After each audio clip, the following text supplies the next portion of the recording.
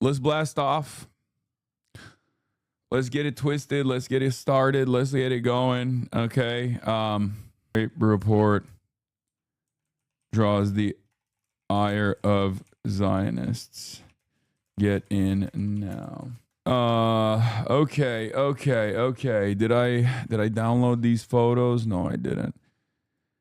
Yeah, that's it. That was my night. That was my interesting experience, and I really enjoyed it. And I hope that was a fun recap of the events that took place. I feel like I'm I gotta do more like cool, fun stuff in the real world so I can have some funny experiences to share with you guys. I never do anything because I'm a fucking chud ass loser usually, and that's the reason why I never have any like fun stories to tell you.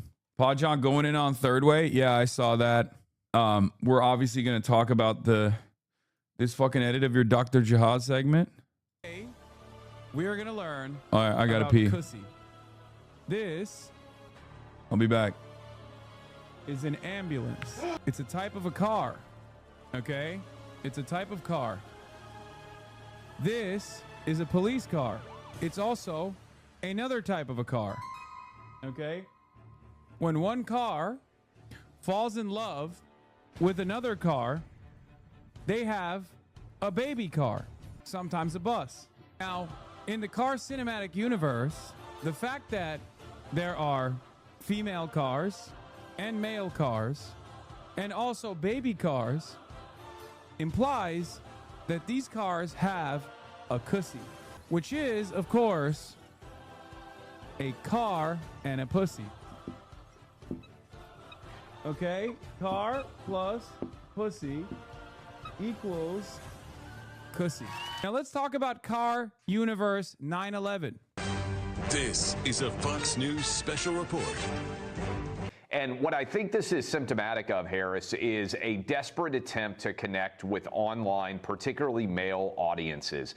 There are no normal male Democrats. We've talked about this a lot. If you look at the overall breakdown of gender, Democrats are hemorrhaging support with young men. And so as a result, they're recognizing that they have an issue. The problem is, I don't think they're addressing why they have that issue, which is they turn their back on the idea of traditional masculinity. And so they are sort of desperately flailing to try to connect with an audience they don't really understand.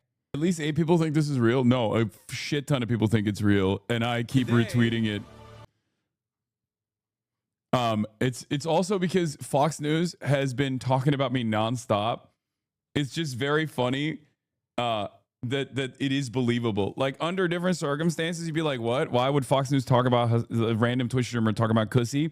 But because these last 3 months have been so crazy. Apparently, there's a DSA-SF chapter leader trying to beef with you on Twitter. Yeah, I already followed them. I'm gonna talk to them. Don't fucking get involved, okay? Local news article. Anyway, obviously, our top news story of the day is Abdul El Sayed. You guys know him. We all know him, and hopefully the people of Michigan, now that they're getting to know him, are liking what they see. Dr. Abdul Sayed reached out to me a couple months back and said, Hassan, I would love for you to come and stump with me, go on a rally with me. I thought in my mind, sure, why not? We've already collaborated. You've already been on my stream, a fundraise for you. I really like what you're doing. I like your background. I like your worldview. I trust you. So I said yes. But what I did not realize was that stumping for a candidate and doing rallies was actually very different than having the candidate come on your broadcast. Now, what's interesting about that is when I came out and said I was going to do a rally with him, a bunch of advocacy organizations that are pro-Israel got very mad. Obviously, the propaganda wing of AIPAC, Jewish Insider, was very frustrated about it. They started writing article after article after article. You had a lot of centrist, right-wing, Israel-first Democrats who were also very frustrated, and they came out of the gates swinging for the fences, swinging at your boy. They said, Hassan Piker is a dangerous man. Hassan Piker is a dangerous anti-Semite, they said. Used heinous smears. They said Hassan Piker is not good. Campaign poison. Unelectable. Well, I wasn't running for any election anyway. I was just showing up and offering support to my friend Abdul El-Sayed. They said I was a terrorist. They tried to terror jacket not only myself, but terror jacket Abdul, a Muslim man. And that's when the barrage of fuck Hassan articles started coming out. Many of those articles featured my perspective on Israel. And if you recall at the time, I said, I don't really mind this stuff. I don't really mind this hatred. I said they are unambiguous in their hatred of me, and I welcome their hatred. They drew their line of demarcation. Unfortunately, they drew it on the wrong side of a 90-10 issue, and you don't want to be on the wrong side. Unanimous in their hatred of me. Shut up. United, unanimous, unambiguous, whatever. All of that works. Calm down. So, they got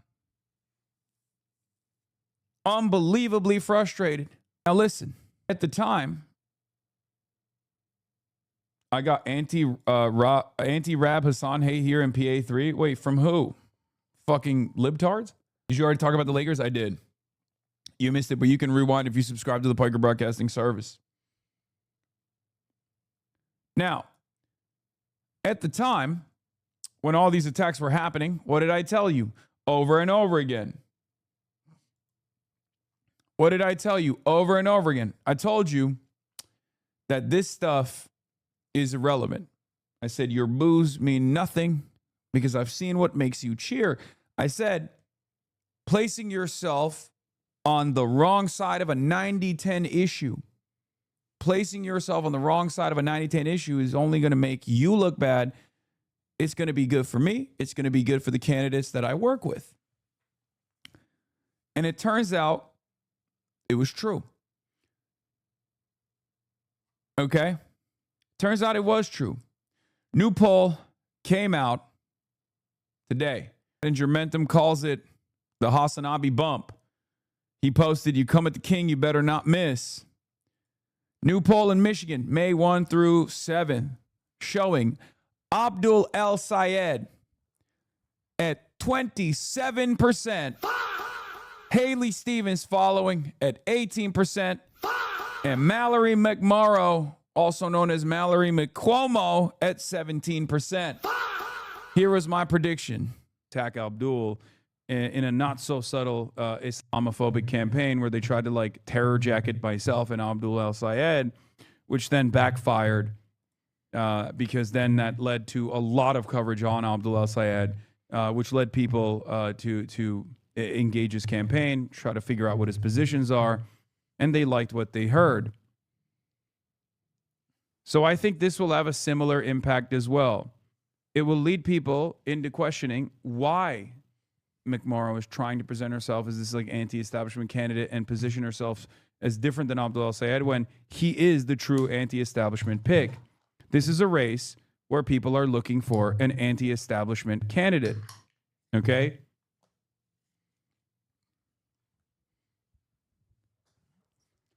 Like if McMorrow's your lady, then it should just trouble you that this is her political judgment pivoting to lying. Liz Smith is lying on Abdul's name like he's a Como victim. Says, yeah. And I called it, but nobody ever listens to what I have to say. They always want to talk about me, but they never want to talk to me. And they also don't want to hear what I have to say. A lot of these things I've already talked about. A lot of these things I already brought up. Right? Now, of course, Democrats are hitting the maximalist cope, right? So many issues. This Mitchell poll sample, small sample entirely by text, which only gets you an overly engaged and liberal sample. Define LVs using self-report. Sample is way heavy on college educated and is pretty far off the expected electorate on age and gender. They texted RVs and simply asked who's voting in the Dem primary and got a super engaged and probably very liberal group of voters who are not all representative of the primary electorate. Cope. Damn, people are doing exactly opposite of what the establishment media is peddling for, zero trust in mainstream media. Yeah. Now, this is just cope, and we'll get to all of that in a second. But there's a lot I want to talk about with this. Now, jokes aside, the poll itself quite literally features myself by name. Like, it literally says it was the Hassan Piker bump. I don't think that's the case. Okay? Now, the reason why I say that is because it is virtually impossible for me to be a kingmaker for a bad candidate. Okay? That's just, I'm not being humble. I'm not being humble. I need you to understand. Abdul is a great candidate. He is a stud. He has spent most of his life advocating for Medicare for all. He worked in public health in the state of Michigan. He's a doctor. He's a Rhodes Scholar. He's jacked. If Abdul was a shit candidate, aligning with someone like myself wouldn't actually do anything for him. Okay? It wouldn't help. It's the same with Zoran. It's the same with Zoran. I can only highlight candidates that are positive, candidates that are good, politicians that are responsive. I can only highlight their best, their best side, right? That's the point. Yesterday, you said you're not a kingmaker, you're just an asshole, and I think that's up for debate. So we look at the race. El Sayed, 32, leads McMorrow, 19, and Stevens, 10 with white voters. However, Stevens, 36, leads McMorrow, 17, and El Sayed with African-American voters. That's machine politics. Machine politics always goes for the most corporate aligned. That's the role that the machine plays. Okay, it's tough to tackle. It's a very, very important aspect of winning primaries, and it's been a huge hurdle for left candidates to climb. Okay, it's true though, but it's true. In any case, among voters who are neither white nor African-American, Stevens, 27, has a big lead over El Sayed, 15, and McMorrow at 5%. It's very clear that one of the most important factors in El Sayed's movement up in the polls is the support he's receiving from far-left progressives who very strongly oppose United States and Israeli intervention in both Gaza and Iran. His support really bumped up after the endorsement by Hassan Piker. It will be interesting to see whether this is enough support to allow him to win. However, it is important to remember that with two women and with one man, the man has an advantage because the women vote will be divided almost equally, Mitchell concluded. Pollster in the Michigan Senate race showing Abdullah up by 9, saying that Hassan the Hun is the primary reason for his surge in the polls. I think this is wrong. Okay? I don't think I'm like the only reason. I don't think I'm only capable of getting candidates more name recognition. Yeah, they also call me anti-Semitic in the second mention in here. This is the same poll that we're looking at. After endorsement from U.S. Senator Bernie Sanders, Vermont, and controversial podcaster Hassan Piker, Abdullah Sayed, 28, has surged into a 9% lead over Congresswoman Haley Stevens at 18 and State Senator Mallory McMorrow. Okay? There's still 38% that are undecided. We got to go after those folks.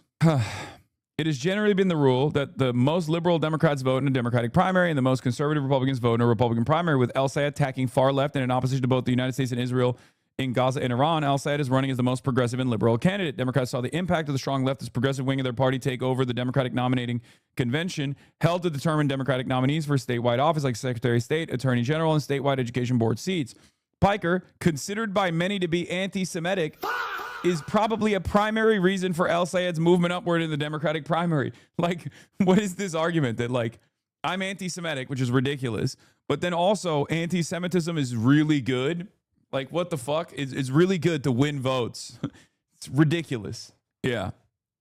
Anyway, the pollster that did this is a right-wing pollster regardless, which makes this a little bit more interesting. But that's also part of the reason why Republicans, or not Republicans, but like right-wing Democrats will say this poll is propping up Abdullah El Sayed because they think Abdullah El Sayed will lose to Rogers. It's bullshit. And you'll start hearing that. You'll start hearing that from naysayers immediately, okay? Some of them will try to tackle the poll itself and will claim that this poll is actually bad, okay? Others will turn around Motherfucker, you need to stop with that shit. You have so much fucking pull and sway. Even though your audience is 25 to 30, 40K a day, your methods and your words get back to Debras and Barbras. Even the most offline normies know who you are and respect your politics. Your politics is the new left in America and people fucking crave it. You're not just some dickhead. You're relevant and impactful figure. Okay, that's a little bit too much. I'm never going to sit here and glaze myself. I'm just being, you know, I'm going to stay grounded, okay? And even keeled. So I think no figure is individually responsible. And I think most of the responsibility, victory or defeat, and in this case, hopefully, inshallah, a victory, stems from the candidate themselves. Are they charismatic? Are they responsive? What are their policies? Are they able to communicate their policies and their motives well enough that it penetrates the collective consciousness of the constituents, the voters? I think Abdul has it all. Okay? Zoran had it too. There are some people who have it, some people who don't. There are a lot of candidates this midterms election that have it. Okay? What we can do is mobilize. What we can do is organize. We have passionate voters, activists, advocates, organizers in this community that are desperate for a change. And if they see someone as an agent of that change, the change that they want to see, they'll go out and they won't just vote for that candidate, but they'll go out and engage in advocacy for said candidate. They'll door knock. They'll phone bank. They'll do all these things to combat the barrage of negative ads that are coming the way of these anti-Israel, pro-Medicare for all candidates from a lot of corporate super PACs. Okay? That's what it is.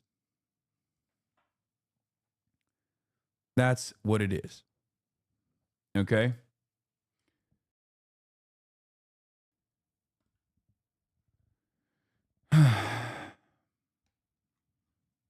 So, will you make a difference in my life and check my logs, please? Will you please address this doo-doo take? I've been thinking about it all day. What?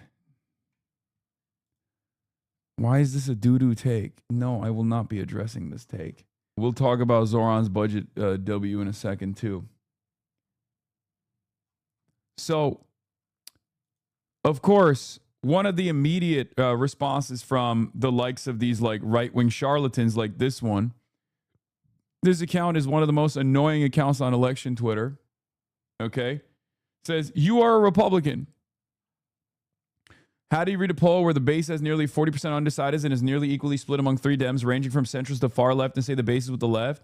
Like, how do you actually do that with a straight face? I'm not merely being a jerk here. I'm sincerely curious how this could be your honest take on this poll. The 80% under 45s with one candidate shows how he's seizing the ground with marginal voters. The elderly that represent McMorrow and Stevens supporters are likely to coalesce around him. That should help. Michael from Pennsylvania is correct. Machine politics voters, lifelong blue dog Democrats, lifelong straight down ballot voters will coalesce around the one who actually wins. What's important in the general is to activate voters that normally don't vote. The youth, voters that have left the Democratic Party's ranks. The fact that this is a primary in a midterm and there's this much excitement from the youth vote around a particular candidate in a normal, competent Democratic Party should imply that that candidate is the one that goes into the general, right? If we had a primary system that revolved around electability, like real electability, they would look to this situation, they would look to the results, they would see that 80% of the under 85 or the under 35 voters are excited to vote for one guy, 80%. And they would go, those are literally the people that never vote. And now, or under 45, under 45. It's unbelievable. Okay? 80% is Assad numbers for under 45. Those are the people that don't vote. Or if they do, they don't really vote for the Democrats. Those are the people that left the Democratic Party. The voters that are already a given that will vote in the Democratic primaries, the over 45, the over 65, those are people that will always vote for the Democrat regardless. The candidate that secures enthusiasm and excitement from the unlikely coalitions that the Democrats lost is the candidate that is most likely to win in the general. Okay? Abdul El-Sayed is that candidate. A competent party would say, all right, clearly these polls show that he has the momentum in the general. He's most likely to win in the general. And yet we don't have a party primary system that is actually designed for electability. We have a party primary system where we weaponize false arguments of electability to present the only adequate choice as the most moderate one. Okay? Because the goal of the primary system is not to actually put forth the best possible candidate. The goal of the primary system is to put forth the most corporate-backed candidate. Corporate-backed, but still somewhat exciting to the base. That is what they're trying to do in the primaries. Nathan says you're a Republican, and of course he shows that everyone is losing to Mike Rogers, which is bullshit, by the way. I would bet my life on it, okay? The idea that Mike Rogers is going to fucking win against even Mick Morrow, honestly, is ludicrous. The only candidate that Mike Rogers could potentially win against is Stevens, and this is the one where this C-rated Glengarriff poll says Stevens has the highest likelihood of coming closer to Mike Rogers. Okay, 44 to 42, 43 to 41, 45 to 40, saying El-Sayed is the least likely to he's the worst performing against Mike Rogers. This is bullshit. Okay, it's complete bullshit. There is no shot. Okay, the real battle is happening in the primaries in this election. It's not going to be in the general. Mike Rogers lost against Slotkin. Mike Rogers is not winning against El-Sayed, and certainly not winning against. Is certainly not winning against El-Sayed, and possibly not even winning against McMorrow. I'll be honest. He might have a better shot at defeating Haley Stevens. Mike Rogers just ran in 2024. He had tens of millions pushing his name recognition. Exactly. And that is the only reason why the polls look this way. Rogers just did a major statewide campaign in 2024. This is simply a name recognition artifact. Stop being stupid as fuck. I know it's hard for you.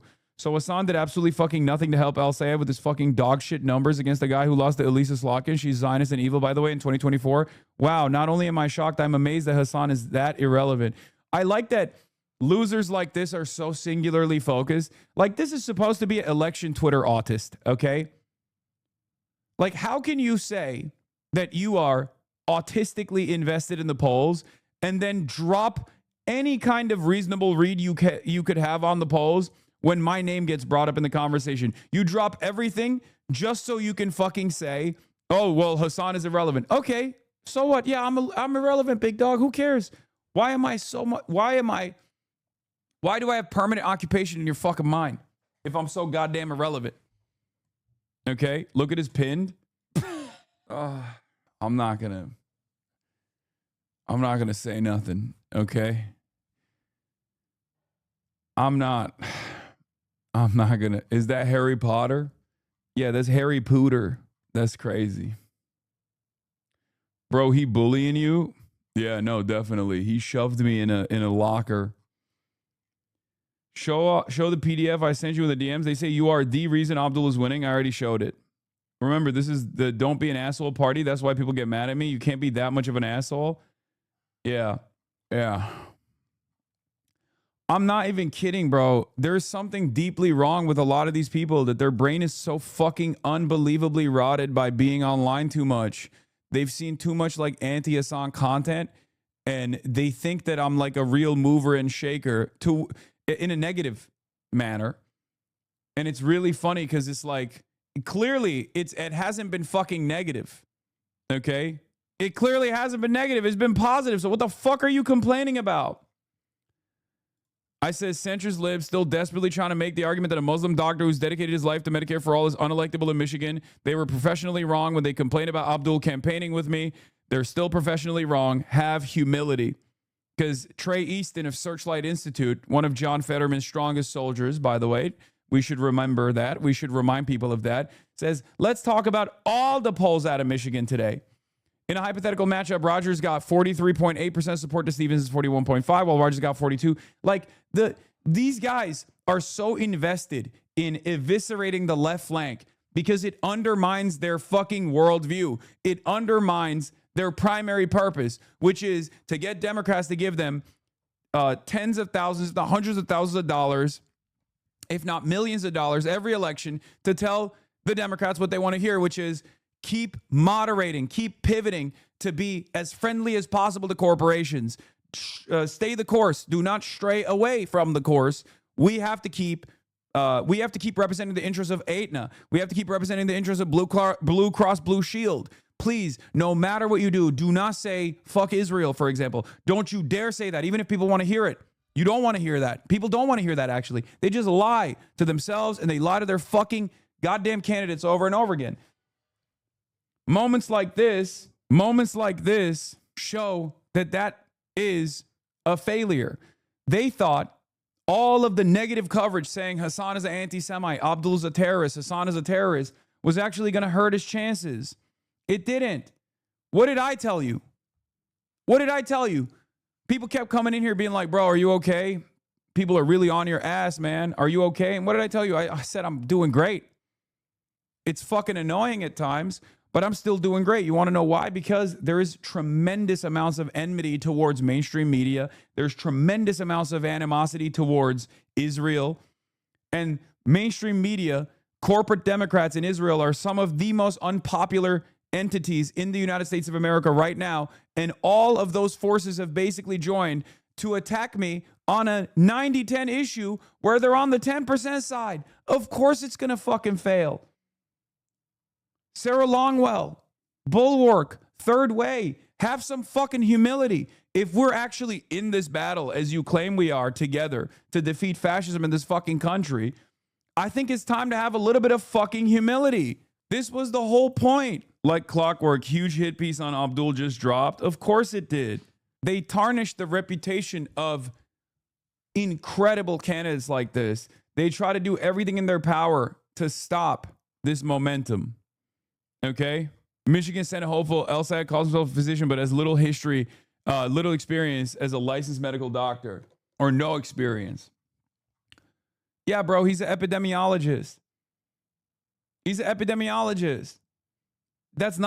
literally openly stated that. My dad was literally his professor in med school. Yeah.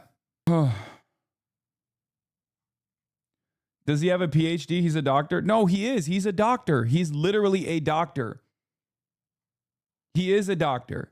He's also an epidemiologist. He has an MD. They're so desperate. They're hitting the fucking Zoran route here. They're like, Abdul El Sayed doesn't like vanilla flavored ice cream. You know? What's next? One time we found Dr. Abdul El Sayed actually threw a piece of garbage in the recyclable garbage can, but it was only 53% recyclable. Can you have some decency, sir? Why do you want the environment to suffer? There's no doubt that El Sayed has top-notch medical credentials. He attended the University of Michigan Medical School, ended up receiving his medical degree from Columbia University College of Physicians and Surgeons. He has a doctorate in public health from Oxford University and worked as an assistant professor of epidemiology at Columbia for a year before moving to Detroit to be the executive director of health officer of the Detroit Health Department.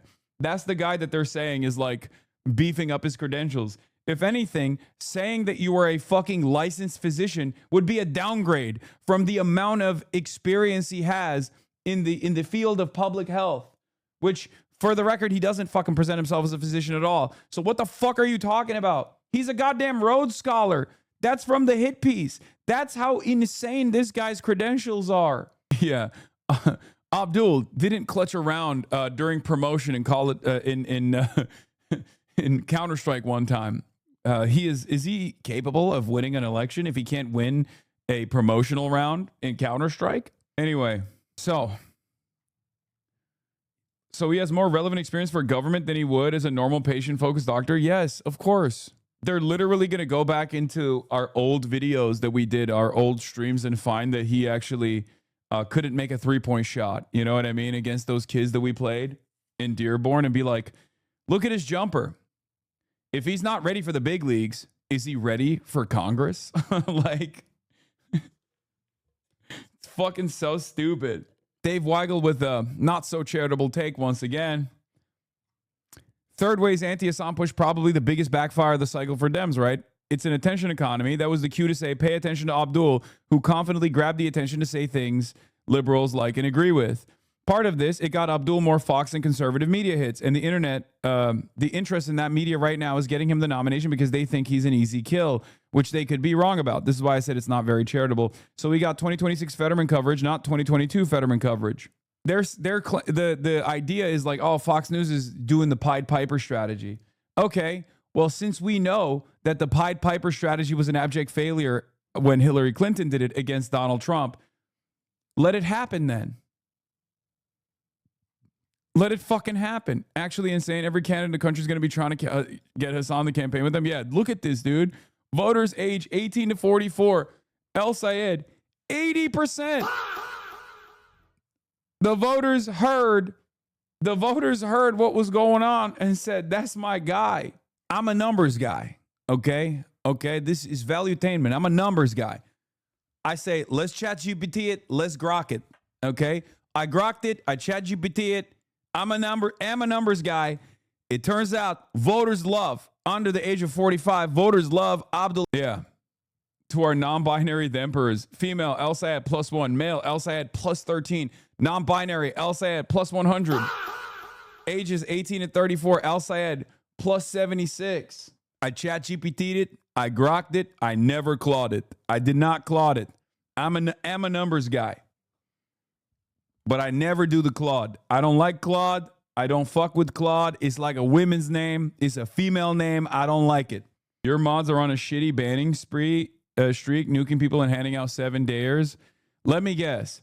You, on your other sock account, came in here just to say, Hassan, are you white or are you not white? Because that's the fashionable thing to cry about today. Because you saw a fucking cynically cut, out of context YouTube video compilation on Twitter, and you wanted to come in here and advance that agenda so you could get me to answer it, so you could then clip something else out of context, and now you're mad because you were banned before you were able to do that on your other sock account. No, actually. Okay, so what was it? What was the issue that you brought up in your other sock account that probably got a 7-day ban? Go ahead. Or they were sexualizing a woman, or they were doing some fuck shit. The snitching and crying is so insane. AOC stuff. Pig Bodine 1996. Let's see. Dog. I am so glad you got banned. I want you to never be able to speak on this website ever again. You're disgusting. Yeah. That is the most worthwhile ban of all time. That is literally the most worthwhile ban of all time. You will never get unbanned in this community. Oh my God. DDGers always turn up in here whenever Epstein has bad personal news. Court case not going well for the consent violator sex pest. Yeah, I know. It's been the past 6 years. Anytime he the way it works is, the sex pest cult leader who doesn't have that big of a community, especially any longer, but it's large enough to gain momentum and can latch on to other much larger communities that also fucking hate me for ideological reasons, will try to redirect the attention away from him because he'll go on and he'll be like, oh, I don't know, ran over a cat or something in a car and it was caught on video. And then I said, I did it on purpose. I'm just making up a hypothetical. Instantly, his community will be like, why did you run over this cat? Do you fucking hate cats? Do you want to kill cats? And he'll be like, hey guys, actually Hassan hates cats. He's actually murdered an entire litter of little kitties. And then his audience like that will be like, oh my God, I can't believe you said this truthful thing. I forgot all about the cat that you might have murdered that I saw on camera. And now I'm just going to imagine in my world that Hassan is actually murdering litters of kitten. And and immediately go to his community and start advancing this fucking idiotic argument that Hassan has actually murdered entire litters of kittens. This is how it works every single time. This is a totally hypothetical scenario. This didn't actually happen in the real world, but basically that's how it works. Literally, he's in an active court case for revenge porn. Okay, numerous victims have come out. He's been doing this court battle for almost a year and a half now. Okay, he constantly says he's going to win the court case any day now, and obviously it hasn't gone the way he wanted it to go. And that's the reason why they will literally, his entire community will constantly say like, oh, Hassan did this too. No, I didn't. Okay. Here is great evidence that I didn't do this. I'm not in a fucking legal battle currently with numerous victims. The fuck are you talking about? No, of course I didn't do that. Yeah, the guy that has a legal document calling him a pedophile proceeded to just slander me and say I'm a pedophile instead. Yeah, no, actually, that's not the case, okay? It's not. And it's so fucking successful for his cult and also numerous other edge communities, orbiter communities that make content off of just straight up lying about me, okay? Because they've all decided that like I am the figurehead of all things woke, all things related to the Democratic Party, all things related to SJWs, all things related to the left. They have designed this universe where like I'm responsible for every little thing that has happened. Okay, a girl actually hurt your feelings and didn't reciprocate when you showed them interest.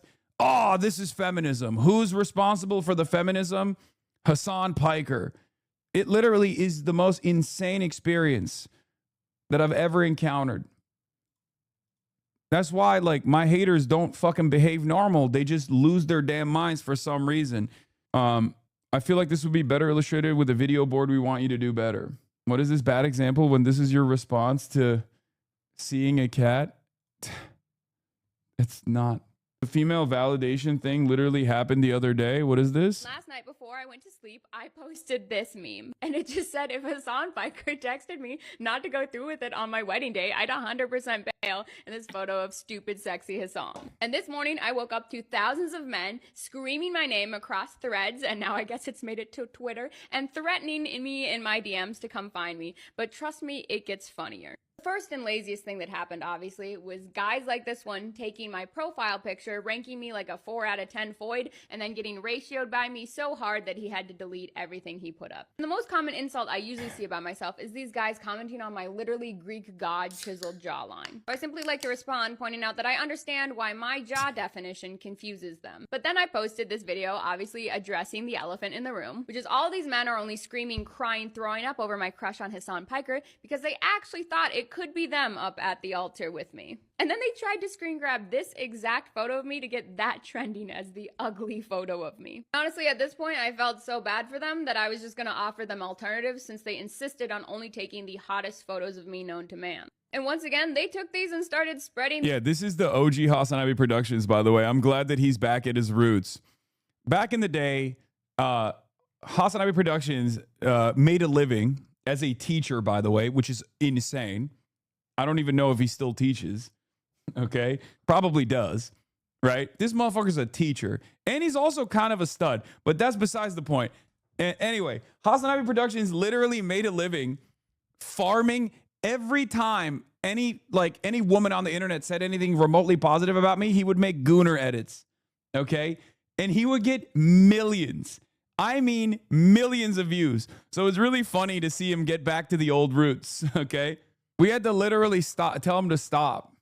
Any interaction with a girl, he'd be like, this woman falls in love with Hassan Piker. Yeah, look at his fucking stupid ass banner still. Hasanabi slips up at the Streamer Awards. Wow, Hassan and Quinlan Blackvolt, feed starving influencers. Damn, these did so well. What the fuck? I got to get back to like regular reacts. Hassan gets exposed. I thought he was from your team. Fuck no. Hassan gets a threesome proposal. 600,000 views 4 years ago.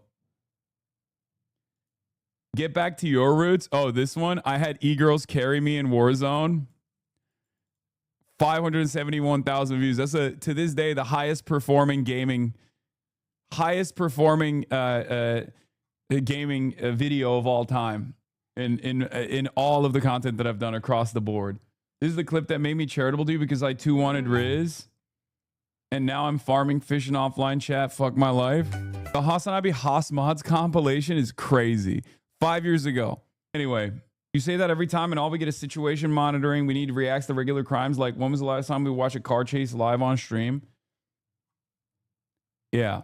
Okay. Anyway, let's finish this video. So I don't actually think you hate me as much as you all claim you do. You're in my DMs threatening me because you're actually so delusional. You believed that you could have had a chance at being up at that altar with me someday, and I had to shatter that by making a joke about how I will always choose Hassan above you. Hassan has this open on one of his tabs right now, and he'll probably cover it later. That's crazy. Y'all are ops. Anyway, let's get back to the situation at hand. Okay, that used to be the type of content that we would pull off here. Nowadays, not so much. Okay, nowadays, not so much. Okay, nowadays we're doing situation monitoring, straight of Hormuz, no gay of Hormuz, just Hormuzi. Is it open? Is it not open? Is it porous? Is there oil? Is it oiled up? That kind of thing, okay? This is the #1 broadcast for commodity traders, okay? Commodity traders, unite. Okay, I'm a numbers guy now, okay? So, what is this? This is my highest viewed clip of you that I have. This literally has 700 views, chatter. Why are you sending me that? Okay. And it's not even on YouTube. It's a clip that you clipped off the stream on Twitch. Okay. So that's it, bro. I'm not showing you to my girlfriend. Man, I am not a threat to your girlfriend unless your girlfriend is an executive at a private healthcare company and is worried about unbelievable returns year over year, increasing shareholder value. Okay. That's the only thing I'm a threat to. Unless your girlfriend is the nation state of Israel, she does not have to worry. Unless your girlfriend is somehow working for, I don't know, one of these like lobbying arms of corporations or the nation state of Israel, you don't have to worry about that, okay? And even at most, you know, they're just going to lose their job. That's the biggest threat that they got. My man, you're getting Fox News for this? Yes, no, I'm a threat to the bottom line, okay? Not a threat to anyone's life or anything, just a threat to their bottom line. Okay, so Sahil Kapoor says, looking like a blunder for third way, and the Dem moderates turn to focus the race on Hassan the Hun, giving Abdullah Said a bigger megaphone to amplify his message. Primary still 3 months away. I don't think this was a blunder. Consider the possibility that third way doesn't want to support moderates. If they can get a maximalist like Stevens, they are fine with the Republicans. Okay. I really, really, really hope, I will say this. I really hope that my girl boss, my slay queen, Haley Stevens, does not drop out. Okay. I will say we should not be silencing feminine, female presenting, girl boss, women voices. Okay. I'm just trying to cover all the bases here. We should not. We should keep women on the ballot.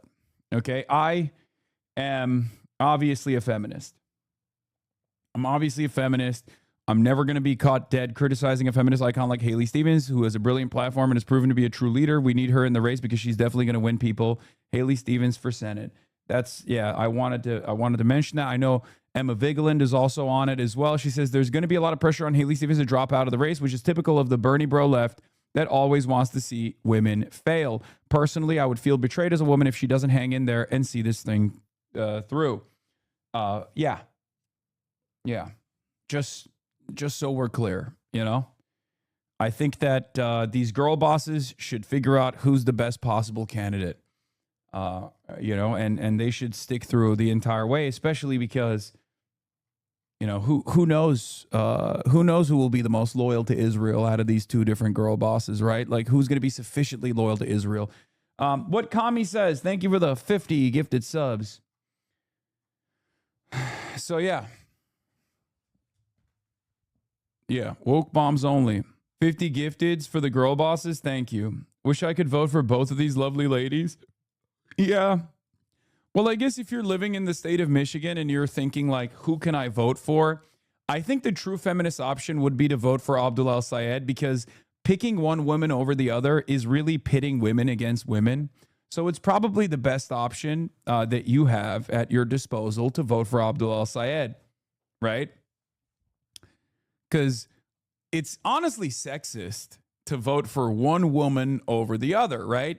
This is a huge problem, so you should probably vote for Abdul El-Sayed. That would be the real girly pop nation vote.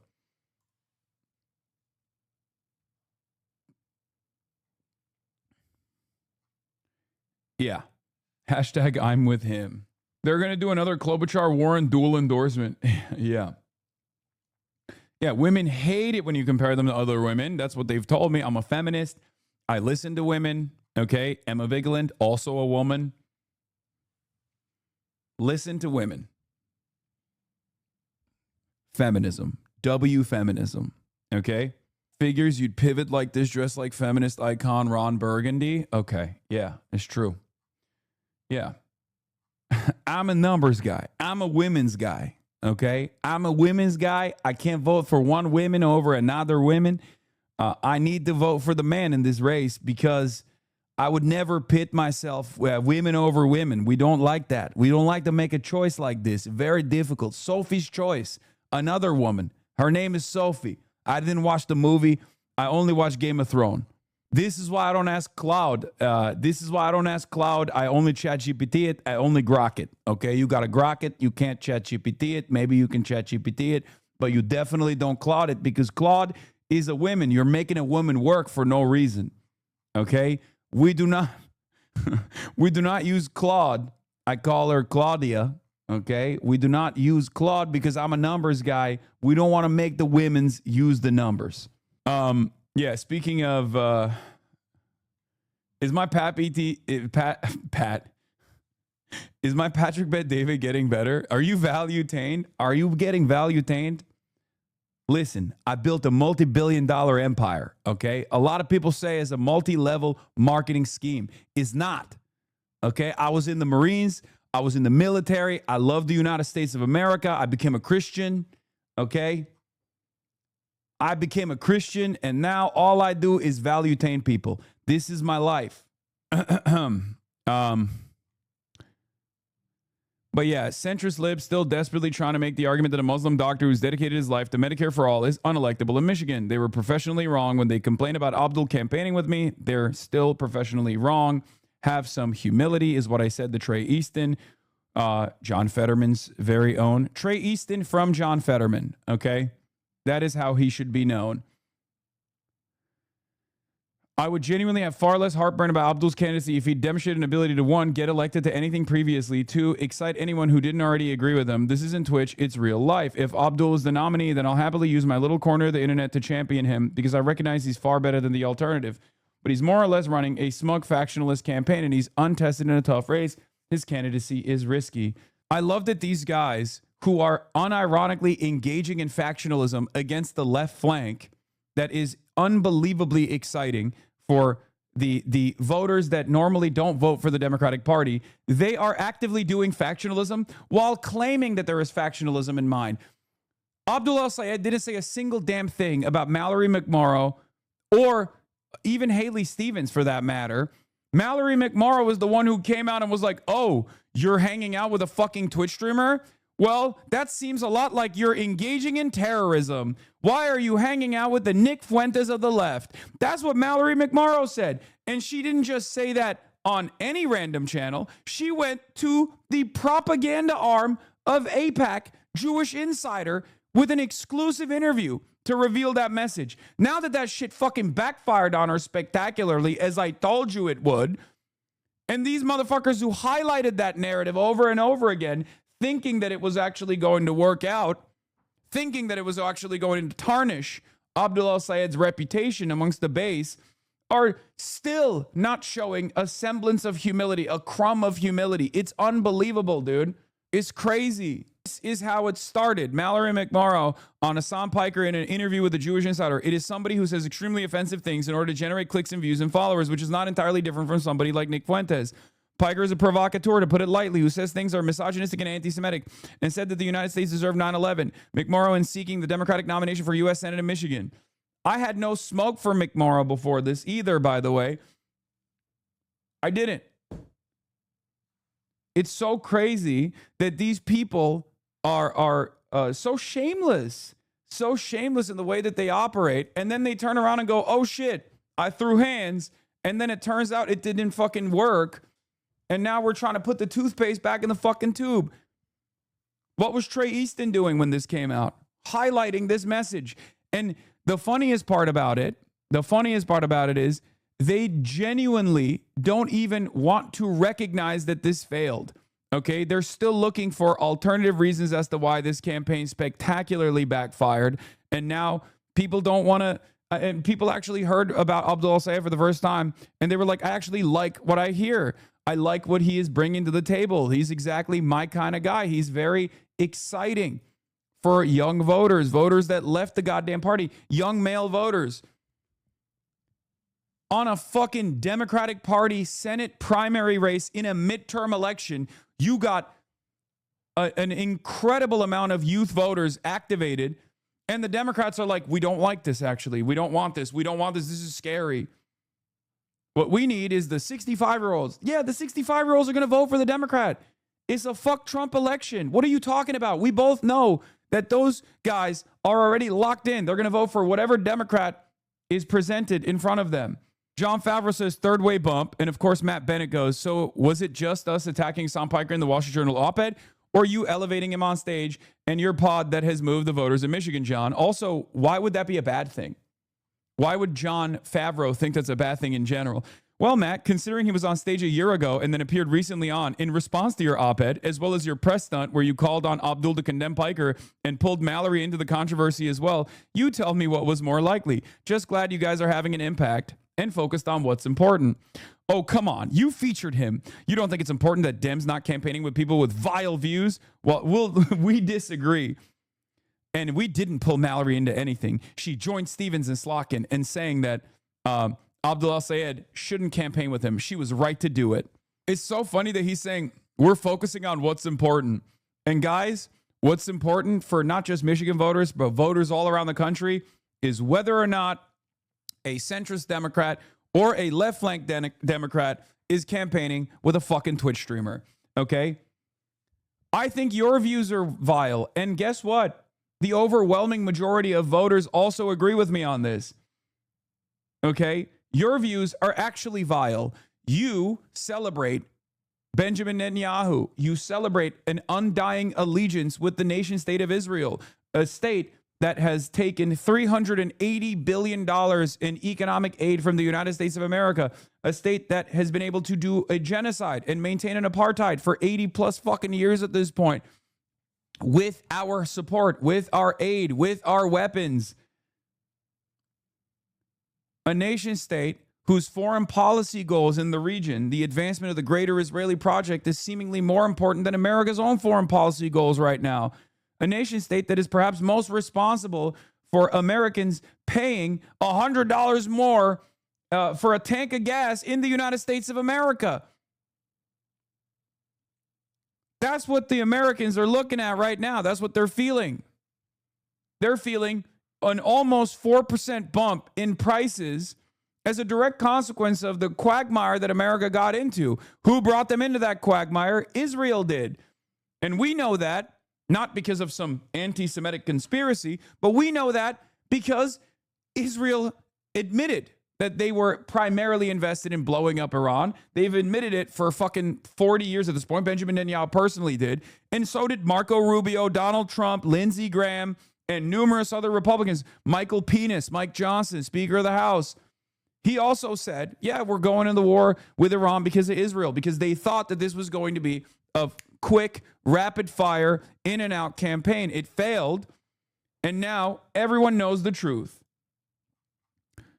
And when presented with the devastating economic impact for the guy who was supposed to fix the goddamn prices, here's what Donald Trump had to say. They were asked, what do you have to say to the people whose financial situations are not great, like people that were motivated to vote for you to fix their finances? Let's see what Donald Trump had to say. Not even a little bit. The only thing that matters when I'm talking about Iran, they can't have a nuclear weapon. I don't think about American financial situation. I don't think about anybody. I think about one thing. You cannot let Iran have a nuclear weapon. That's all. That's the only thing. Great. Fantastic. Third way, we'll look at this and go, you know what the most important what the most important method in defeating Republicans is right now? Getting fucking Democrats to condemn Hassan Piker and his audience. Okay? There it is, bro. This guy is delivering you a fucking electoral gift every goddamn day. This man is the president. And he's like, nope, don't care about the American finances at all. Don't care that they're fucking suffering. What I care about is actually advancing the interests of Israel and waging this fucking war against Iran. So Israel has no impediment to advancing the greater Israeli project, the greater Israel project. Incredible. What is this? Hassan Piker is becoming the litmus test for some these centrist Democrats, and they're realizing it in real time. I don't think they're realizing it. Or at least they're trying to fucking stop it before it becomes a significant problem for them. Anyway, we're going to get to Trump and we're going to get to situation monitoring in a second. But here's Abdul playing Let's Play This or That, where you'll notice he hits a classic Hasanabi line in the end of this video. I know. I saw. Can you encourage people to call about this? I just called Josh Gottheimer. About what? Josh Buttheimer. Call his office and demand that he debate me instead of fucking shitting on me from behind the New York Times' opinion editorial pages. He can talk to me in person. You know, I'm a son of New Jersey myself. Say it, and today we're playing This or That. University of Michigan or Michigan State? Michigan. Twitter or TikTok? Instagram. I'm a millennial. DTE or Consumers Energy? Jeez. Neither. I want to pit them against each other. Spring or fall? Fall. Michiganders or Michiganders. Enough with the Michiganians. It's ridiculous. It sounds like aliens. Beach or lake? Like, beach at a lake. Spotify or Apple Music? Apple Music. Texting or calling? Younger than me texting, older than me calling. Movie date or dinner date? Dinner date. AirPods or corded headphones? AirPods. Lifting or cardio? Lifting. What? Is that even a question? What would you said if I said cardio? Hot or iced coffee? Iced. Public option or Medicare for all? Medicare for all, please. Fago. Bad Boy Pistons or Ben Wallace Pistons? Bad Boy Pistons. Detroit or everybody? Detroit. Okay, up north or West Michigan? Sophie's choice. West Michigan. Cat definitely disagrees. Coney or Detroit style pizza? Detroit style pizza. Eastern Market or Belle Isle? Eastern Market. Alba or Anthology? Egg sandwich at Alba, coffee at Anthology. Sorry. Eminem or Kid Rock? Eminem. Medicine or surgery? Public health. Sunscreen or retinol? Sunscreen. OG. Michael Jordan or LeBron James? Michael Jordan. I'm a millennial. Come on. I love you, LeBron. We're the same age, but like, not the GOAT. Sorry. Saturday or Sunday? Friday. Koshari or Omali? Koshari. Rotisserie chicken or shawarma? Rotisserie chicken for the macros, shawarma for the taste. Megan Thee Stallion or Klay Thompson? Megan Thee Stallion, because I know she's gonna win. Klay Thompson, his record's mixed. Ninja Turtles or Power Rangers? Ninja Turtles, every day. Air Force Ones or Air Max 90s? Air Max 90s. MJ Good or choice. MJ. John Fetterman or Lindsey Graham? At least Lindsey Graham is honest about who he is. John Fetterman's an ogre. Oh, that's funny. He said Jordan over LeBron. Yeah, he's old, man. He's unk. What do you mean? Like, of course. Oh my God, a person who's over the age of 40 chose Jordan over LeBron. Stop the presses. Like, what are you talking about? That is like peak elder phillennial take. Like, what are you talking about? I happen to be in the middle, closer to a zillennial than I am a elderly millennial. And that's the reason why I'm a LeBron truther, of course. You don't understand. There's like a big generational gap between Gen Z as well, inside of Gen Z, where the older Gen Z are normal. There's millennial Gen Z. They're much more normal than like the younger Gen Z. I'm sorry, no disrespect to the young Gen Z in here, but some of y'all are fucking, some of y'all's, age group are fucking insane. I think COVID, it's like the COVID victims versus the ones that got lucky. The clavicular contingency, the ones that watch like kick.tv versus with Gen Z. I think that divide is not young Gen Z versus old Gen Z. It's young Gen Z that watches kick.tv and older Gen Z that watched me instead. Okay. Like, did you get hooked on the Andrew Tate pivot or were you on the other side of it? Okay. If you were older, you watched me during 2020. And you became a normal guy, a fully functioning guy, okay? If you were too young and you thought, I was unk and I wasn't like talking about things that were interesting enough, then you unfortunately got hit with the wave of Andrew Tate and Kick TV. Hassan Piker's critics have totally lost their minds. Is this this is just the third way one. Dude, Kyle's video on the new Abdul El Sayed poll is going to do LeBron numbers, okay? And I don't mean LeBron last night, okay? This is Dark Woke General is attacking the evil forces of centrist Democrats. Before you come to Vancouver, understand that we're pissed. It's time to build. Steel, concrete, and code. Feds and TELUS announced 3 AI data centers in BC. Oh, God. Oh, Mark Carney. God, you are such a disappointment. I mean, it was expected. Liz Smith attacking Abdul. Politico hit a piece out. Brutal. Yeah. Someone give me that quote again. Someone give me the full quote of Abdul's credentials from the hit piece. I'm going to just copy paste the fucking... Actually, I'm just going to screenshot it. I'm going to screenshot the hit piece that came out on Abdul. The part of the hit piece that just shows his fucking credentials. Okay, I'm going to grok it. I'm going to chat GPT it. I'm going to grok it. Okay. Hold on. From this hit piece. I need a Rob. I need a numbers guy. I need a Vinny to pull the data. He eliminated the medical debt of 300K Michiganders. I said, Liz, you can't be this desperate. Here's a paragraph from this hit piece that talks about Abdul's credentials in public health. He eliminated the medical debt of 300K Michiganders. Yeah, I got the qualifications. You can't both be unk status and a zillennial, man. There's a bridge too far and ridiculous. Pick up a lane, you thief of valor. Okay. Holy fuck. What? Trump had one of the worst mental health episodes last night. Posting over 55 times in 3 hours. Here's the list. 55? 55? Hey, have you endorsed Ramsey Robinson for governor? I, unfortunately, for all of the Ramsey Robinson fans, have not endorsed Ramsey Robinson for governor. He seems to be a great guy. I like him.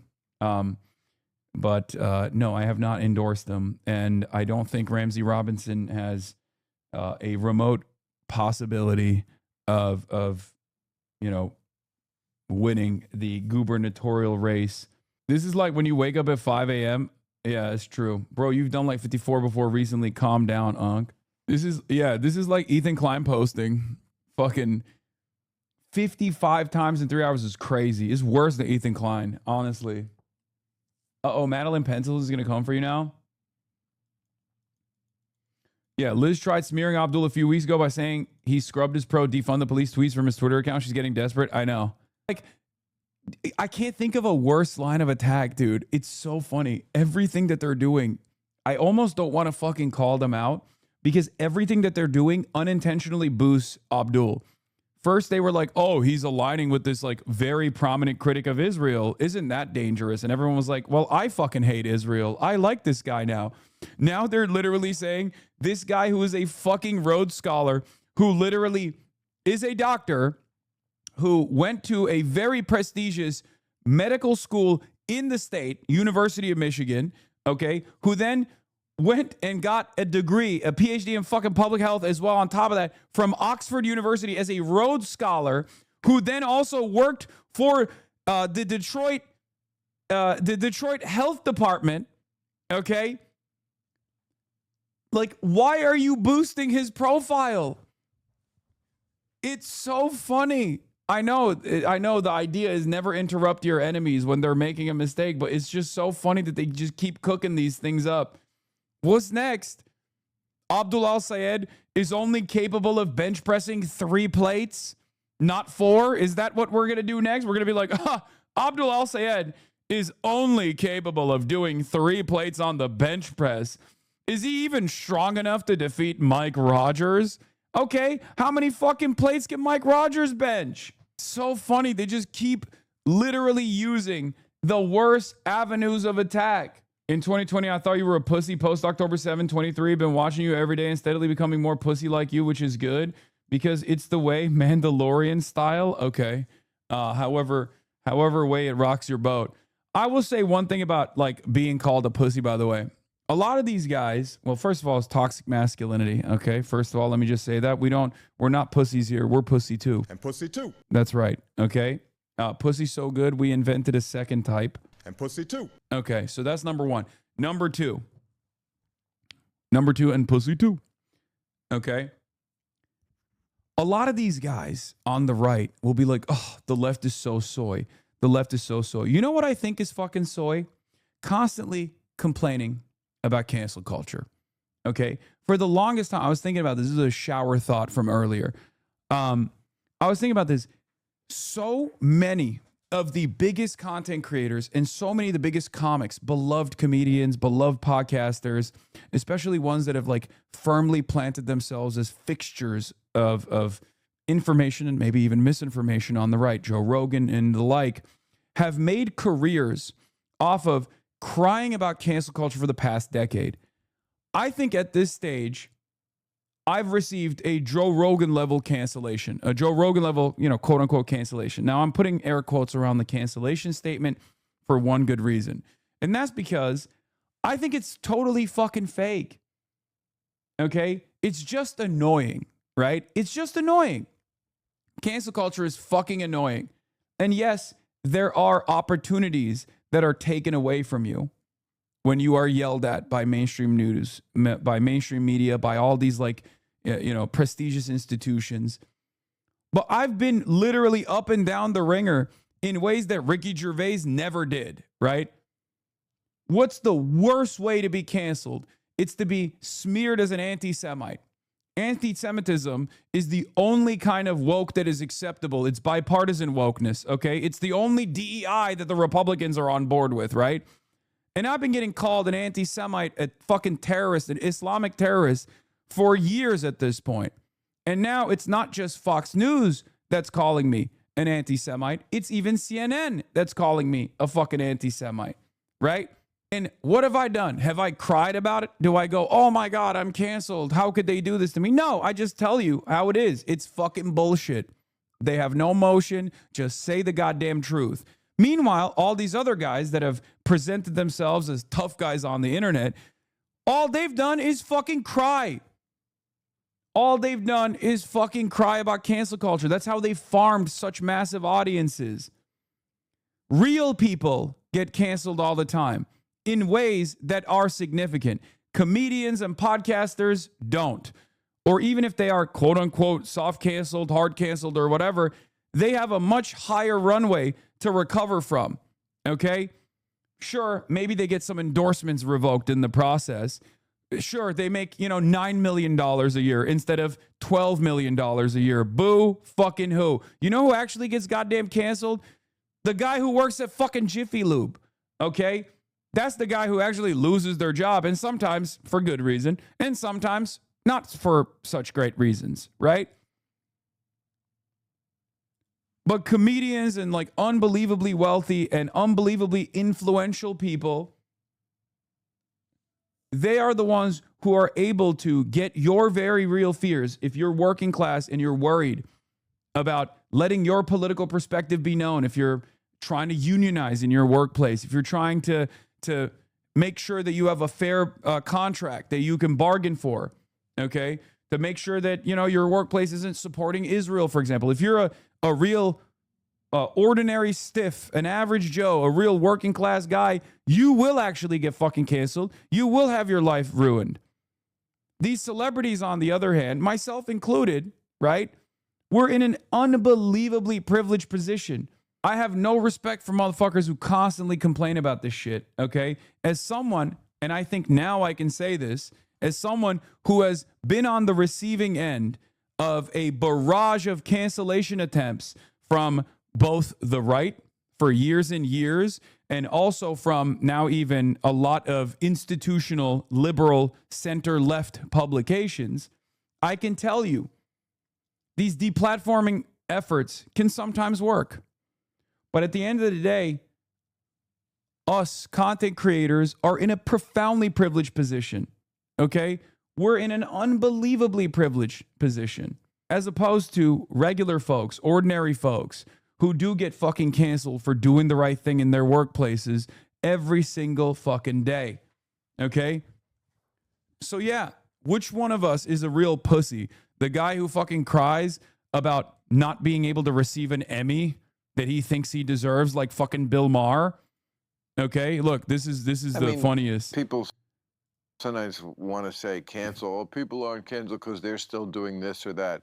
There are different gradations of it. There's soft canceling. I would say I've had some of that happen to me. Like what? Soft canceling would be like, we will never give you an Emmy, even though plainly I deserved them. Yeah. Oh no, dude, I can't believe it. Yeah, I got canceled too, man. They're not giving me a fucking Oscar. I'm not even in a movie, but I deserve it. Yeah, David Cross is just holding it in. This is the most anyone has ever held it in, okay? That's what it reads like to me when fucking unbelievably wealthy celebrities who have millions of dollars working for billion-dollar institutions complain about cancel culture. That's what it feels like to me, okay?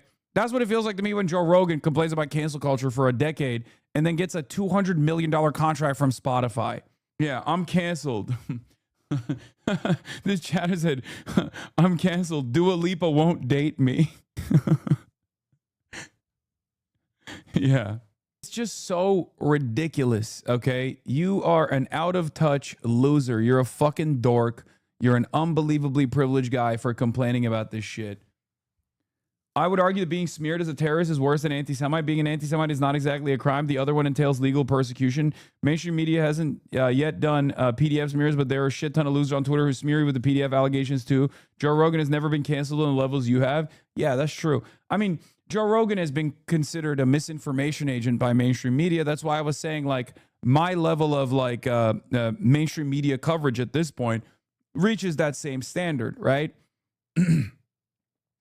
When you get hit by, I mean, even Joe Rogan was still being defended by Fox News at that point. I'm not getting defended by any fucking liberal or left media, right? Because there's no such thing as like institutional media that is on the left. Let's be real. MSNBC, now known as MS Now, is never going to fucking go out the bat to defend me in any way, shape, or form. They can't even have me on their shows. Not that I want to go on their shows, but it's, you know, if you're wondering why I'm never on any of these fucking, mainstream media TV shows, there's a reason for it. Because some of those producers literally are like, oh, this guy's a dangerous anti-Semite. We're going to get fucking yelled at. Okay? Being openly anti-imperialist, being openly anti-Zionist is far, far, far worse than being anti-trans by the eyes of mainstream media, okay? Let's be fucking real. But I'm not going to sit here and complain about it, okay? Just say the truth. Who cares? People will fucking hear you. Yeah. Look, you want to see cancellation? I just saw they edited the Metro Times Detroit article a little bit. Previously, there was an affirmative statement that you have repeatedly denounced anti-Semitism in the first pick. The editor then changed it to saying I dispute being anti-Semitic in the second pick. It follows weeks from attacks from rivals, the centrist Democratic establishment and the mainstream media over El Sayed's decision to campaign with Hassan Piker, a popular left-wing streamer and a vocal critic of U.S. support for Israel, whom some have accused of anti-Semitism. Piker has repeatedly denounced anti-Semitism. The attacks appear to have backfired spectacularly. That was in the original reporting from Metro Times. The editor came in and hit the fucking edit on it. It follows weeks after attacks from rivals, the centrist Democratic establishment and the mainstream media over Al-Assad's decision to campaign with Hassan Piker, a popular left-wing streamer and a vocal critic of U.S. support for Israel, who has faced anti-Semitism accusations he strongly disputes. The first one was infinitely more honest, which is why they edited it. This is how it works. This seems minor, but this is how you create an environment of volatility around a particular individual, an environment that is constantly reinforcing itself little by little. Okay? This is how you manufacture consent. This is how you manufacture controversy. This is how the media works. A big part of my job is to explain to you how this stuff works. We rarely ever get to see it in real time, though. You have a journalist who probably saw my, many denunciations of anti-Semitism and chose to put it in the article. And then you had an editor that went, no, that's not how this goes. We have to present him as a dangerous anti-Semite because he's an avowed anti-Zionist. Anyway, can you please specify that you're talking about the racist or even some Republicans or MAGA or not at all? My mom is finally coming around, but can't get past the all MAGA hogs comments, even if you're talking about the fuck-ass politicians. Literally had her agreeing with you on talking points about affordability and helping vets and everyday Americans. Yes, when I'm talking about MAGA, I'm usually talking about the politicians, but I'm also talking about people who offer cult-like loyalty and support to Donald Trump. Some of them are hogs, It's just the truth.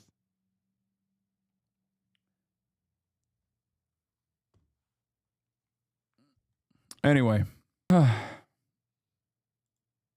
Jewish Insider is saying the DSA is trying to... Wait, what? Breaking. Jewish Insider via Mark Rod. DSA is evil, trying to drive Jews out of polite society, DC Jewish leader says. Fuentes Piker, Hitler, Stalin, anti-Semitism, anti-Zionism, fascism, communism, right-wing evil, left-wing evil. There is perhaps no historic figure. Okay? I'm about to say something really frustrating for a lot of folks to hear. Numbers on the board. Stalin liberated the concentration camps. Okay? More concentration camps than the Western flank ever did. Now, that is partially because of the proximity to the Red Army and its conquest in the direction of Berlin, but it's objectively true. The only reason why people do this Holocaust revisionist nonsense, okay, is because most people don't know the truth. This is an accurate reflection of historical events. You can complain about the things that Stalin has done. You can complain about the collectivization initiatives. You can complain about the famine, okay? But numbers on the board, this double Holocaust theory is one that was initially incepted by the fucking Nazis in the immediate aftermath of World War II. Okay? How fucking ridiculous. Yeah, obviously, Zhukov famously said, "We liberated Europe from fascism, but they will never forgive us for it." And it's true. And it's fucking true. I need a history lesson because what? Wait, what? You didn't know that Stalin liberated more concentration camps than the American side did? The Red Army was the ultimate Nazi killing machine. The Nazis and their collaborators would run to the American forces because they were fucking terrified to be captured by the Soviets. Okay? Are you kidding me? They would literally run to the American side. The Nazis would run to the Americans. And perhaps they were right to do so because we all know what happened in West Germany. Americans put the Nazis back in charge, elevated some Nazi generals to the highest ranks. They put him in NATO. Stalin was just as bad. We learned that Stalin was very bad. Stalin was just as bad as Hitler. Yeah, it's fucking bullshit. It's fucking bullshit. It is objectively untrue.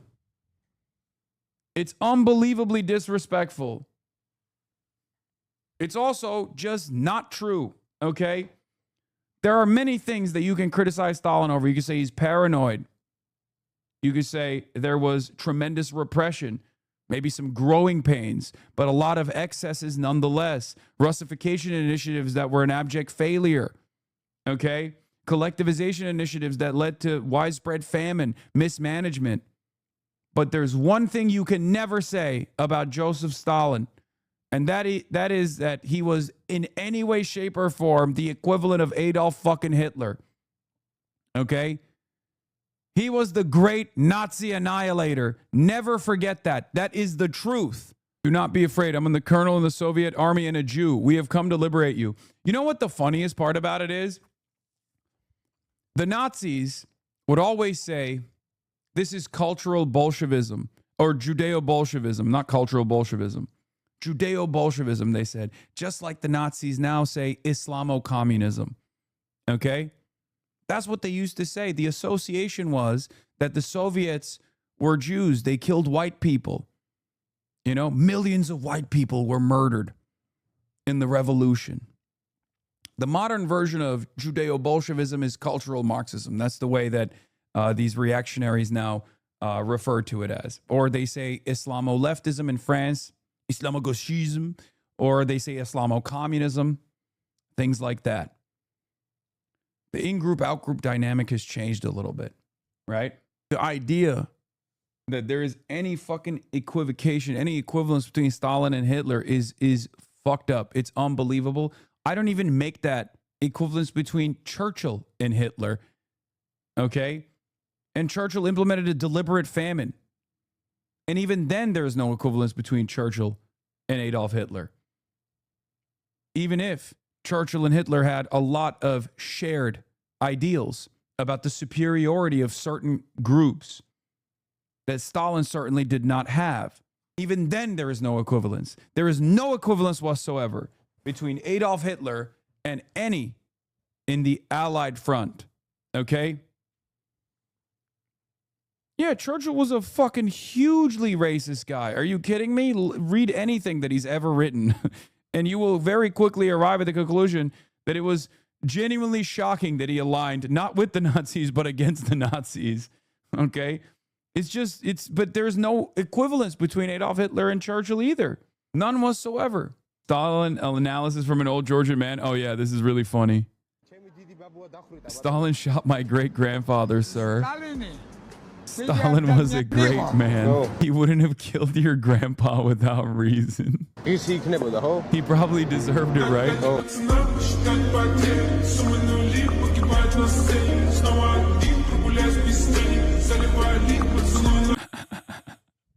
Listen, again, this is not a defense of the excesses. I'm not doing that at all. I'm just simply talking about the comparison between Adolf Hitler and Joseph Stalin. There is no comparison, okay? Oh, I saw this clip. Finkelstein comparing Abe Foxman to Hitler. I'm not going to do that right as Abe Foxman died. I'm not trying to get on fucking Fox News, okay? Norm is the son of Holocaust survivors, okay? He takes certain liberties that I myself, as a man by the name of Hassan, who has been getting called an anti-Semite, a vicious anti-Semite, cannot take with my language. Yeah. Norm is, in some ways, the OG edgy poster. In many ways, actually. Drew Beebe as Hitler? Yeah, I mean, I can do that. Yeah, that's endlessly more appropriate. So, yeah. How the fuck do we get to Stalin liberating the camps? Oh, because I read one reply and it bricked me. So yeah, let's move on from this. We'll look at Trump's manic posting in a second. Later, we looked at Abdullah Sayed's attack ad or attack hit piece from Politico that says he's incredibly credentialed, perhaps one of the most credentialed Democrats to ever exist. It's so ridiculous. Dude, some of the candidates that I'm like promoting are such fucking studs. Like Hamawi is another one where it's like, yeah, good luck, dude. Good luck shitting on Adam fucking Hamawi, okay?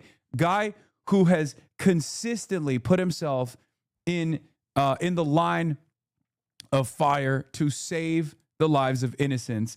Guy who saved the life of Tammy Duckworth, okay? An absolute fucking lion of a man. Good luck. Good luck saying, oh, you haven't served your country, Adam Hamawi, as a combat medic who saved the life of Tammy Duckworth, okay? It's incredible. You are promoting more America lovers than you? Yes. Because I love the promise of America, okay? At the end of the day, that's what it is. I love the promise of America. I love the opportunity that America could show the rest of the world. I hate that we squander that opportunity because we are so primarily invested. We are so primarily invested in advancing the interests of corporations. Okay?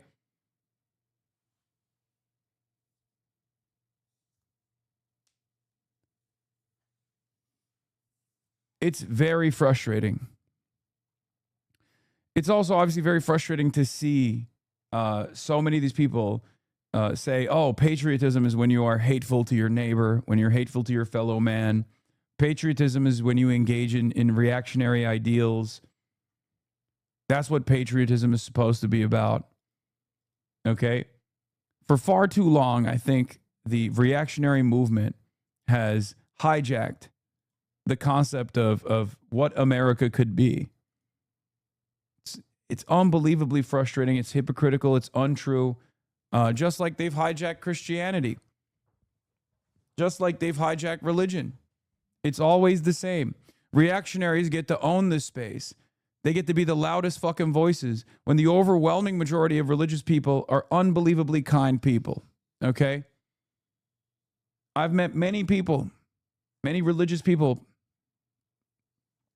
pious people who just want to help their neighbors. They're kind.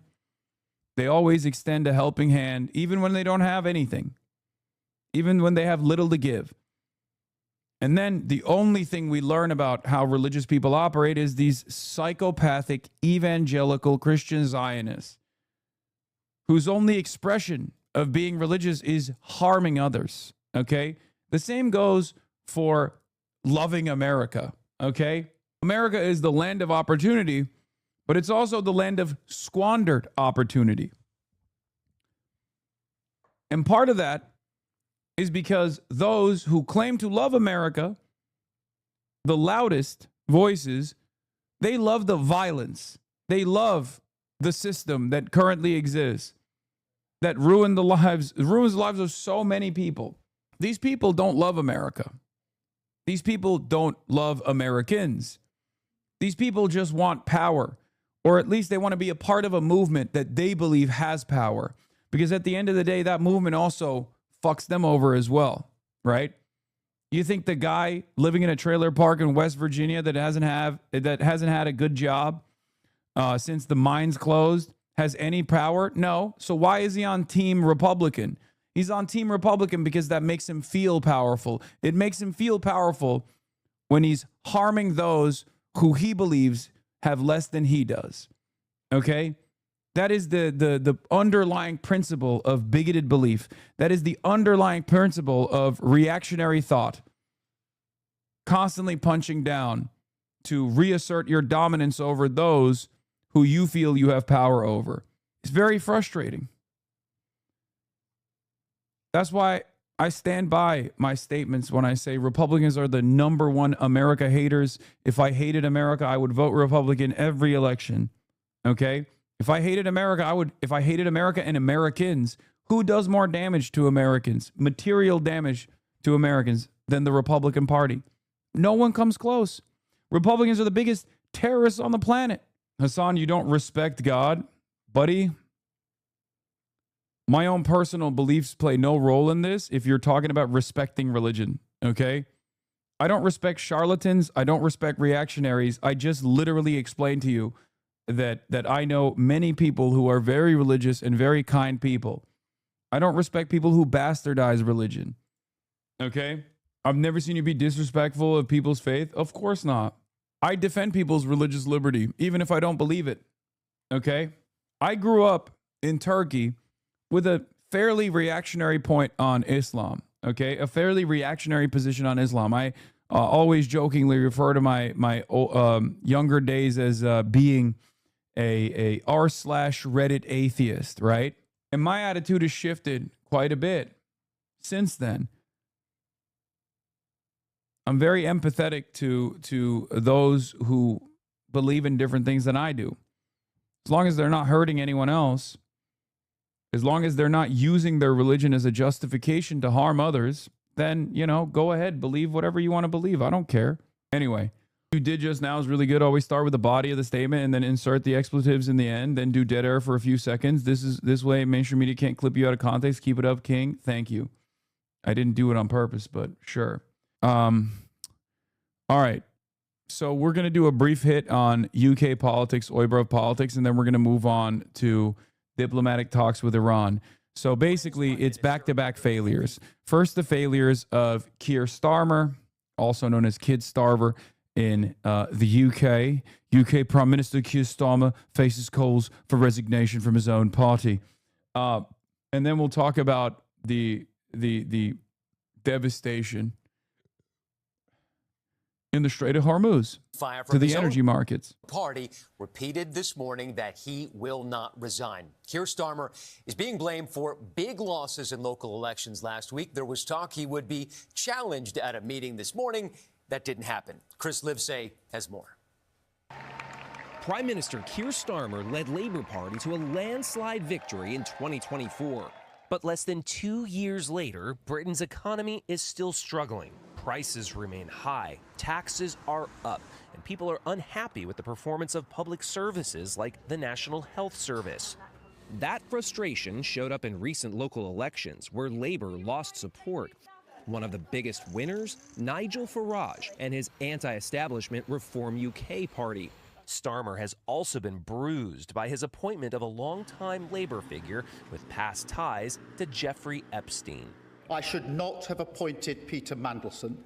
I take responsibility for that decision, and I apologise again to the victims of the paedophile Jeffrey Epstein. And Starmer has faced criticism from President Trump, upset by his reluctance to support the Iran war.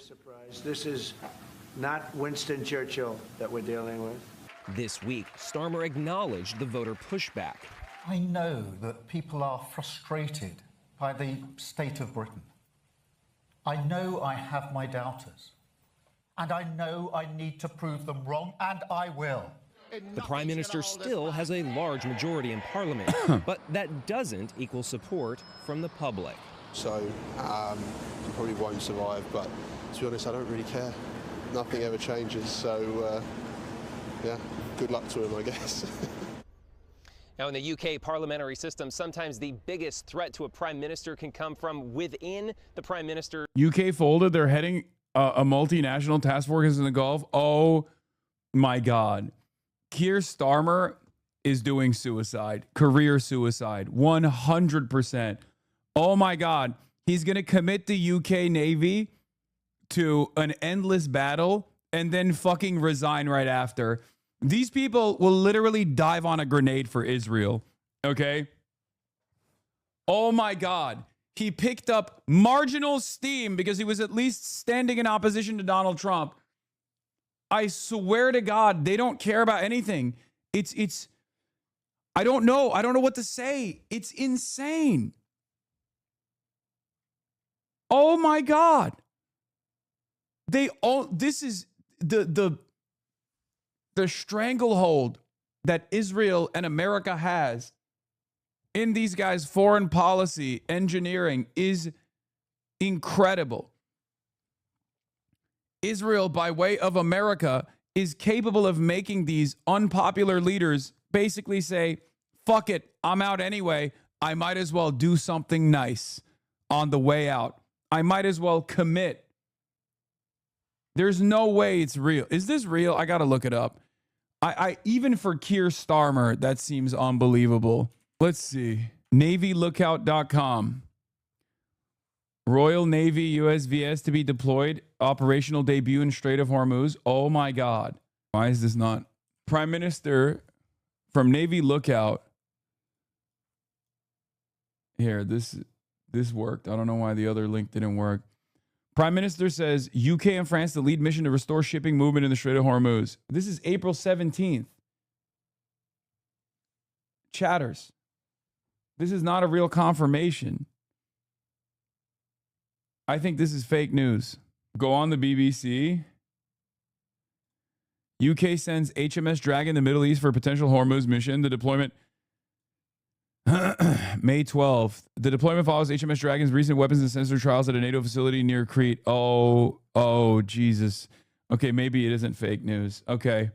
They're trying to do the secretly will offer support shit, it seems, where they're doing the same thing that they did with the Royal Air Force Base in Cyprus to Israel, where they're like, many of you can never say that the great work you're doing here, you will never be able to tell people the great work you've done here.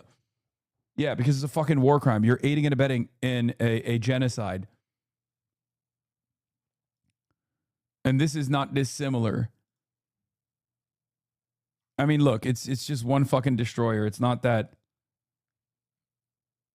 It's not that significant. UK to contribute drones, jets, and warship to multinational mission. Oh my God. Oh my God. They are confirming it. Oh, it's real. It's not fake news. Oh my God. Very much, Emmanuel. We just had a very productive meeting, bringing together 49 countries around a very simple message and proposition that the world needs the Strait of Hormuz fully open, because that is how we keep prices down for our people and stop the global economic damage. So we've all agreed there was real unity in the meeting that we've just had. We want to see a return to talks and a lasting agreement, including... This is from April 17th. This is when they initially announced it. But it does seem like they're actually following through, because this is a government press release. Chatters. This was the initial announcement, April 17th. This is a current government press release from today. So they are committing. It's a token mission, not meaningful. UK promises jets, drones, and warship for Strait of Hormuz defense mission.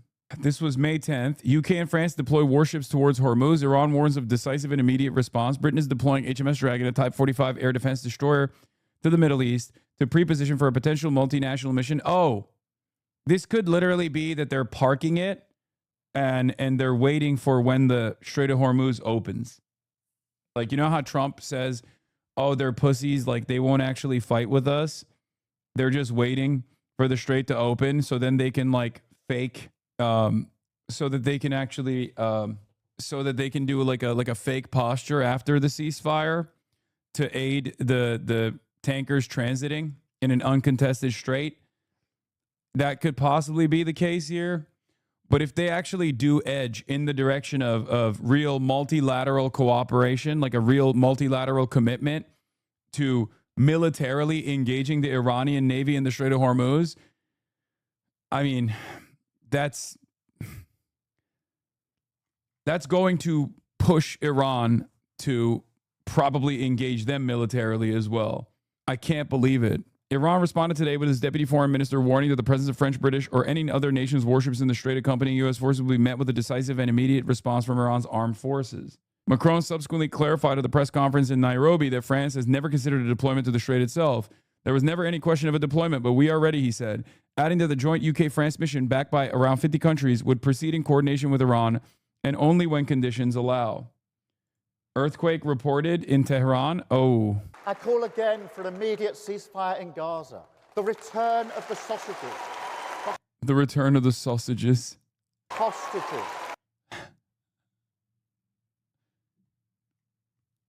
What are we thinking, folks? Earthquake machine or nuclear tests? Which one is it? You call it. Earthquake gun, act of God, or nuclear tests in the bunker. Joe Brandon weather machine? Who knows? Who knows? Persian Omni-Man? Okay, anyway, let's get back to this dildo having a really hard time keeping his coalition together, Keir Starmer. Party. So unlike in the United States, if enough allies of the prime minister turn on him, well, that can topple the government, put Keir Starmer out of a job long before voters have their say. Kelly? All right, Chris Livesay in London for us. Thank you so much. As President Trump prepares to leave for China in just a few hours, this morning he says the fragile ceasefire between the U.S. and Iran is on life support. I would say the ceasefire is on massive life support, where the doctor walks in and says, "Sir, your loved one has approximately a 1% chance of living." The president clearly frustrated, swiftly rejecting an Iranian response to the U.S. framework that was aimed at setting ground rules for deeper negotiations. After reading a piece of garbage they sent us, I didn't even finish reading it. Iranian state media reporting the country's counteroffer included lifting U.S. sanctions, paying reparations to Iran, and ceding control over the Strait of Hormuz. Meanwhile, Iran is still not committing to any changes to its nuclear program. The country's top negotiator insisting there is no alternative to the proposal, and warning the administration that the longer they drag their feet, the more American taxpayers will pay for it. With the war in its 11th week and the Strait of Hormuz still virtually Galabaf, also known as Goat Labaf at posting. Holy shit. standstill, Americans are feeling the squeeze. Gas prices are up $1.55 since the war began, now hovering around $4.50 a gallon. And a new poll shows a majority of Americans, some 63%, say their household's personal financial situation has taken a hit from those rising prices at the pump. The president now considering suspending the federal gas tax, which could lower prices some 18 cents per gallon. It's a small percentage, but it's still money. But President Trump will need the help of Congress to do that. Republican Senate Majority Leader John Thune says in the past he's not been a fan of the idea. But if President Trump wants to make the argument, I'm sure everybody will give him a chance and hear him out. And this morning, momentum on Capitol Hill appears to be slowly growing. Why wouldn't we take the opportunity to give working people some relief? People are having a hard time driving to work because they can't afford gas. Give the American people a break. Meanwhile, some Democrats argue it would only be a short-term fix. I think the best way we could lower the cost of gasoline right now would be for Donald Trump to back off on this war that he has started in the Middle East. So it's unclear where exactly these talks go from here. President Trump says he will not set a new deadline for Iran to make a deal. He's also not ruling out future military attacks on Iran, George. And Rich, we saw some erratic presidential behavior yesterday. The president used a profanity to describe the White House at an event, and then he went on that strange social media spree into the morning.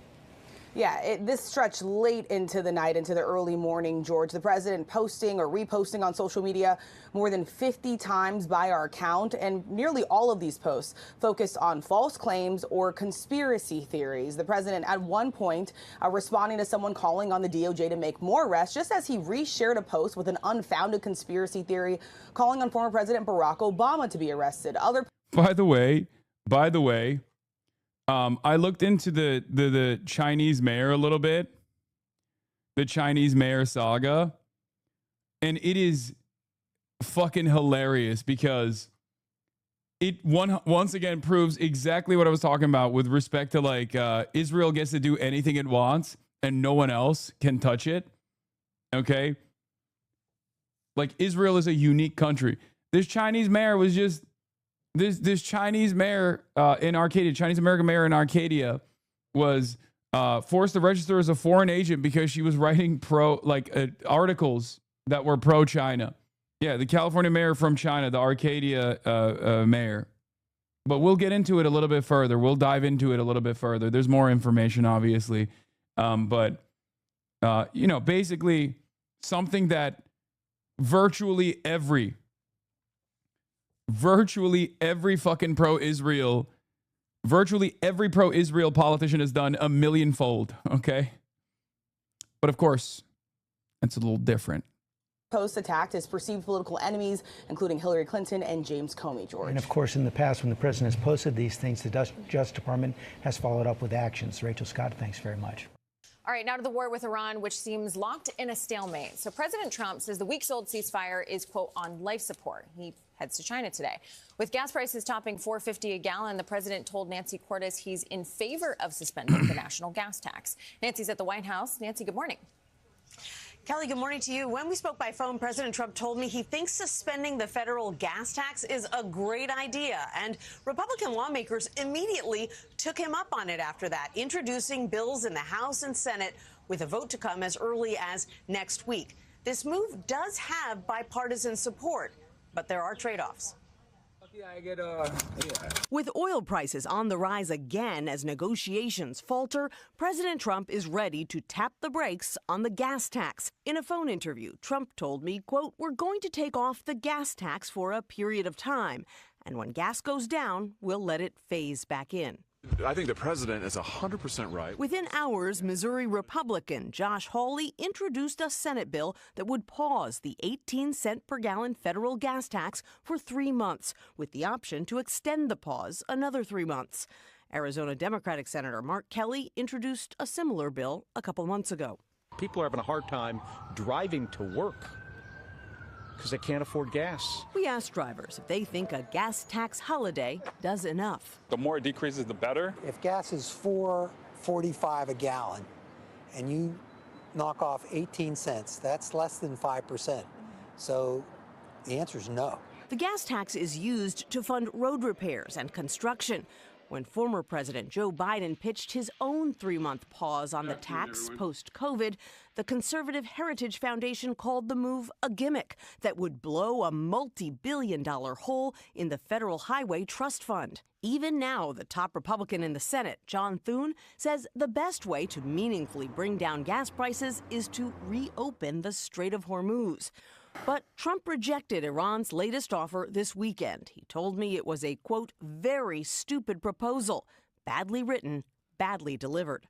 After reading that piece of garbage they sent us, I didn't even finish reading it. They said, I'm not going to waste my time reading it. President Trump departs today for China, where he's going to sit down with President Xi Jinping. Now, China is Iran's #1 oil customer, but gas prices in China are only up about 20% since the war started, compared to 50% here, because the government there controls the price. Kelly? All right, Nancy, thank you so much for that. Are you aware of reports that Pakistan are allowing their bases to be used to park Iranian aircraft? Yeah, that's right. We should actually have smoke for Pakistan as well. Which is really funny because then now you've opened up another fucking thing that Donald Trump has to discuss with Xi Jinping. Very funny. It's now considered treason if you say Iran is doing well. When the fake news says that Iranian enemy is doing well militarily against us, it's virtual treason in that it is such a false and even preposterous statement. They are aiding and abetting the enemy. All it does is give Iran false hope that when none should exist. These American cowards that are rooting against our country. Iran had 159 ships in their navy. Every single ship is now resting at the bottom of the sea. They have no navy. Their air force is gone. All technology is gone. Their leaders are no longer with us, and the country is an economic disaster. Only losers, ingrates, and fools are able to make a case against America President Donald J. Trump. What is this? Ugh. Ew. Many Pakistanis are saying Pakistan or America will target Pakistan next. Yeah, welcome to being the table, bitch. Okay. To the Pakistanis, I say welcome. Welcome. As a Turkish American, let me welcome you to being the table. Okay. Pakistan Zindabad! But also, Pakistan is the table. And when you are the table, Israel wants to blow up the table. Okay. Luckily, you have nukes, which might be better for you in the long run than having American nukes in American NATO bases. Let's be real. My life for Pakistan. Pakistan is the table, but Turkey is the rug. Devastating. Devastating, but true. Now Israel hates both, though. Yeah. Here's Lindsey Graham shitting on Pakistan.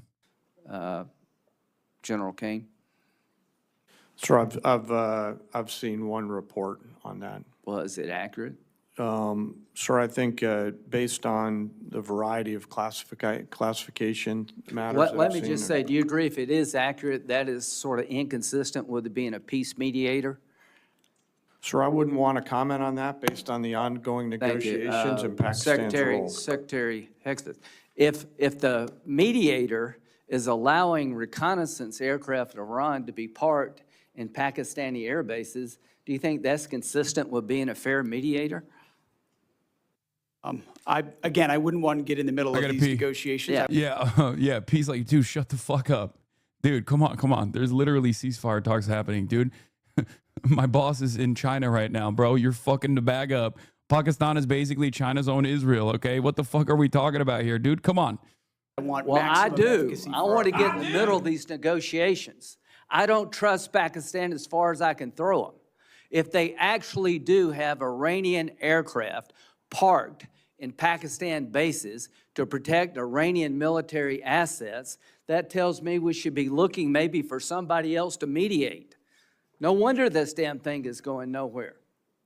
So, you know, I appreciate all you've done. I'm very supportive of it. But when it comes to Pakistan and China, enough already. Thank you. Day 74 of the war, and the standoff between the United States and Iran continues. Of course, the politics behind that goes backwards and forwards, but from a military perspective, it's relatively simple. When a country goes to war, really goes to war with another country, it tries to attack the political center of gravity of the enemy, either to destroy that political center of gravity, or to bend it to its will, or to force it to do something which it wouldn't otherwise have done.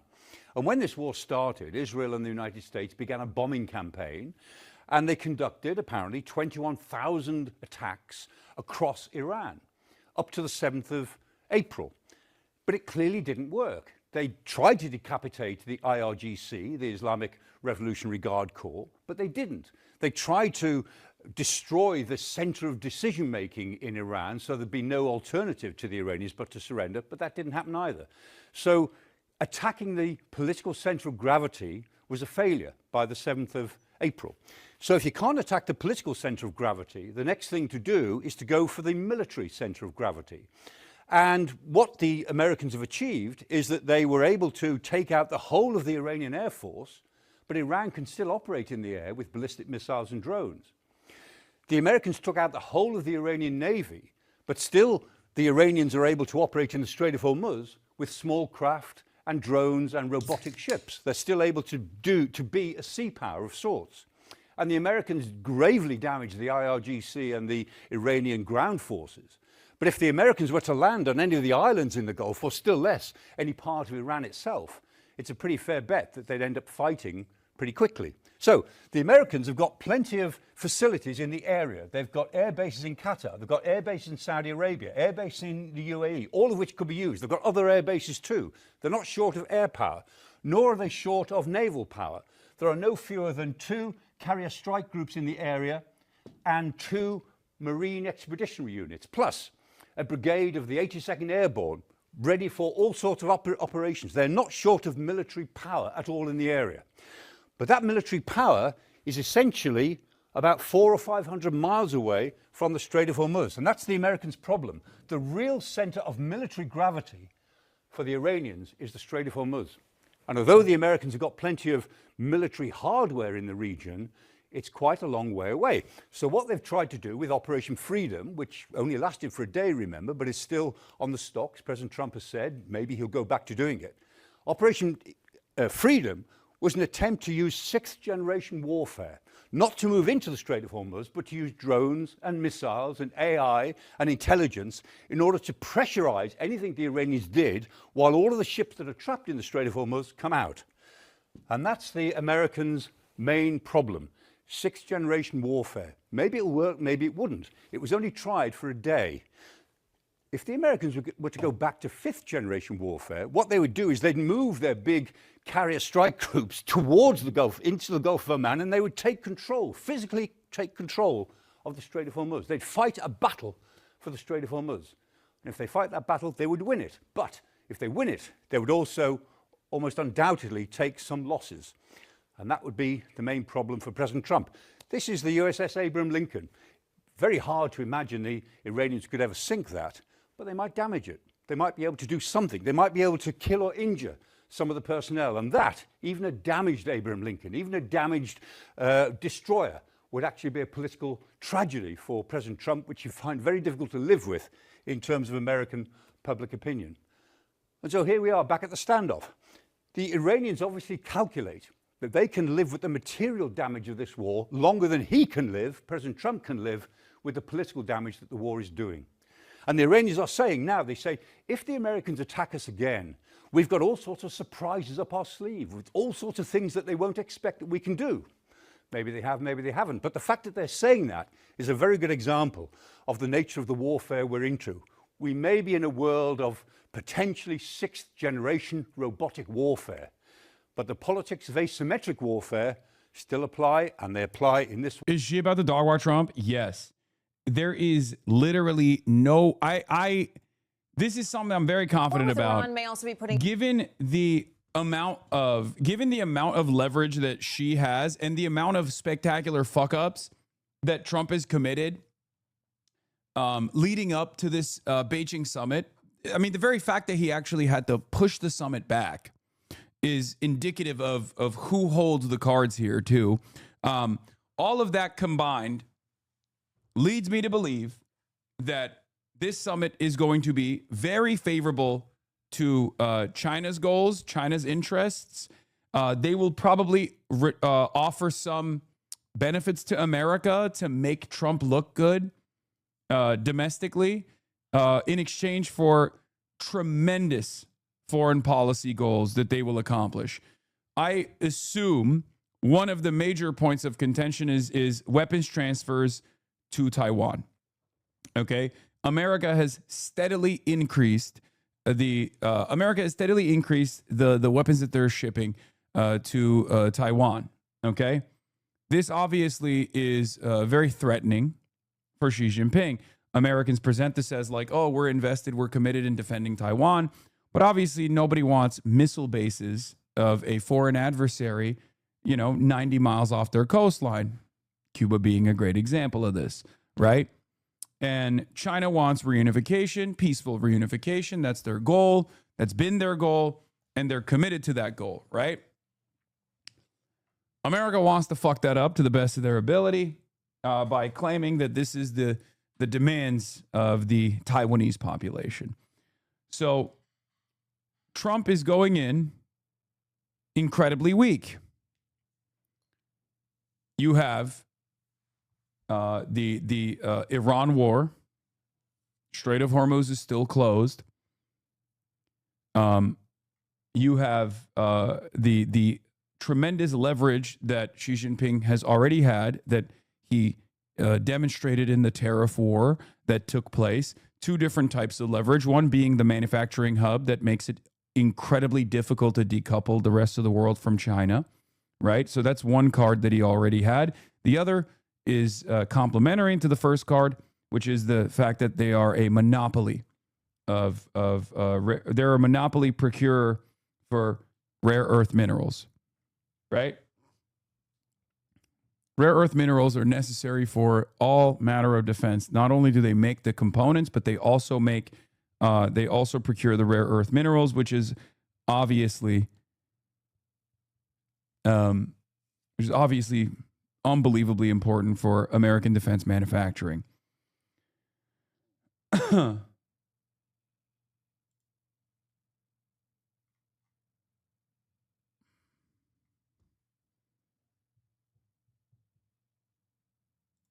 Oh, damn. Detroit Metro Times. Top articles, the original. Second is the edit. Metro Times, any explanation? Our intention was not to smear us on. However, we see how the wording in the previous version was better. We appreciate the free feedback and reverted to the original version. Oh, shit. God damn. Big W's today, man. Little W's, big W's. Let's go. Let's freaking go. So, as far as the leverage that China has, China's leverage is not only endless, but it's also apparent. Okay, we saw how this stuff unfolded in the tariff side when Donald Trump tried to engage the world in a ridiculous tariffs war that he wanted to engage China with. The rest of the world was suffering as a consequence of the ridiculous demands that Trump was making on Liberation Day. And China showed that it was a stable partner, or a reliable partner in international trade in the process, and then basically forced America's hand to back away, right? So this was the first failure. Liberation Day, if Trump was correct, was going to lead to tremendous economic activity on U.S. soil, rebuild a manufacturing base on American soil, fix the trade deficit with all these other countries, while simultaneously pushing countries away from China, right? Pushing countries' reliance away from China to other secondary markets, India potentially, and all these other places, and maybe even in the long term, the United States of America. Now, of course, that was a laughable goal. We don't have centralized planning in the United States of America, and therefore it's virtually impossible for us to build this robust, competitive industrial base on U.S. soil. So when these are all the factors that you need to consider when thinking about Donald Trump trying to regain some kind of leverage. So China even threatened to implement strategic export controls, specifically on rare earth minerals. This was the nuclear option in trade, right? America wanted to regain some kind of leverage against China, and Donald Trump's initiatives in Venezuela and its initiatives alongside Israel were going to be the moments, the victories that Donald Trump could bring to the Beijing summit. Venezuela was a fast operation. It gave Trump a lot of confidence. He thought he could double down in Iran. Obviously, Iran had hands, and America was incapable of forcing Iran to submit. The Strait of Hormuz remains closed. The energy markets are crying, and America is in a far weaker position now than it would have been if it went to China with no crisis in the Strait of Hormuz, right? So I suspect, as we have covered before, that China is going to say, we're going to do big investments in America, okay? And unlike many of these other partners, China might actually follow through on those investments. As I said yesterday, this is basically reheating Barack Obama's nachos, but I do suspect that that will be the case. China will say, hey, look, we're going to make you look good. Okay? We're going to make you look good. We'll give you something to talk about. Okay? Even if they don't follow through on the IOUs, even if they don't actually, even if they don't actually end up committing to trillions of dollars in investments to build Chinese factories on U.S. soil and hire American workers like they claim they would, it still doesn't matter. Because it makes Trump look good in the short term, right? And that's pretty much what the speculation is here. China also obviously is unbelievably competitive in AI, so there's that element of it as well. China has basically kept up. Hassan is the most damaging propagandist in this country for people under the age of 40. Okay, I assume you're an unk then. If you're a chopped unk, what are you doing in here? Jensen Huang is not going? I thought NVIDIA was going. That's interesting. Get over it, bro. I think you're the one who needs to get over it, buddy. Whoa. NVIDIA's Jensen Huang didn't make the cut to join Trump's traveling party for China summit. That's interesting. Jensen Huang, out of all of the major billionaire industry leaders in this country, is one of the few that has been very outspoken about not only maintaining decent trade relations with China, obviously, and continuing to trade with China, continuing to use China, or continuing to sell China. Apple CEO, former Apple CEO Tim Cook, famously was very positive about continuing to use Chinese manufacturing, right? Elon Musk already has Tesla in China, right? Tesla is huge in China, a lot bigger than you would expect, even though its market share has diminished tremendously as BYD has made significant gains. Tesla, I believe, is also one of the only companies in China, only foreign companies in China that isn't controlled by the the Communist Party of China. If I'm not mistaken, I might be wrong on that. Someone can correct me, but I'm pretty sure it's the only foreign company that doesn't have a majority share investment, and therefore complete control over. BYD isn't the largest in China. Isn't even the largest in China. No, I'm talking about internationally. BYD has swept up a big chunk of the Tesla market share. Yes, I saw. Editor here. I didn't like the repetition of the word anti-Semitism, but that was dumb reason to edit it, and it was not worth changing. Okay, that's nice. That's nice of them. Beef with Detroit Metro Times is over. Okay, we are supporters of the Detroit Metro Times. Thank you for being responsive, Detroit Metro Times. Tesla CEO will be traveling alongside other corporate heavyweights like Apple's Tim Cook, BlackRock's Larry Fink as a part of the U.S. delegation as more than a dozen business leaders from Wall Street to Silicon Valley join the trip. Trump is preparing for a high-profile meeting with President Xi, with economic cooperation and corporate ties expected to take center stage in a rare show of business alignment alongside a presidential visit. The trip could shape the tone of economic relations between the two countries going forward, as U.S. officials say the president wants to discuss the creation of a board of investment and a board of trade with China, as business leaders may prove to be just as much in the spotlight as the bilateral meeting itself. The reason why I'm saying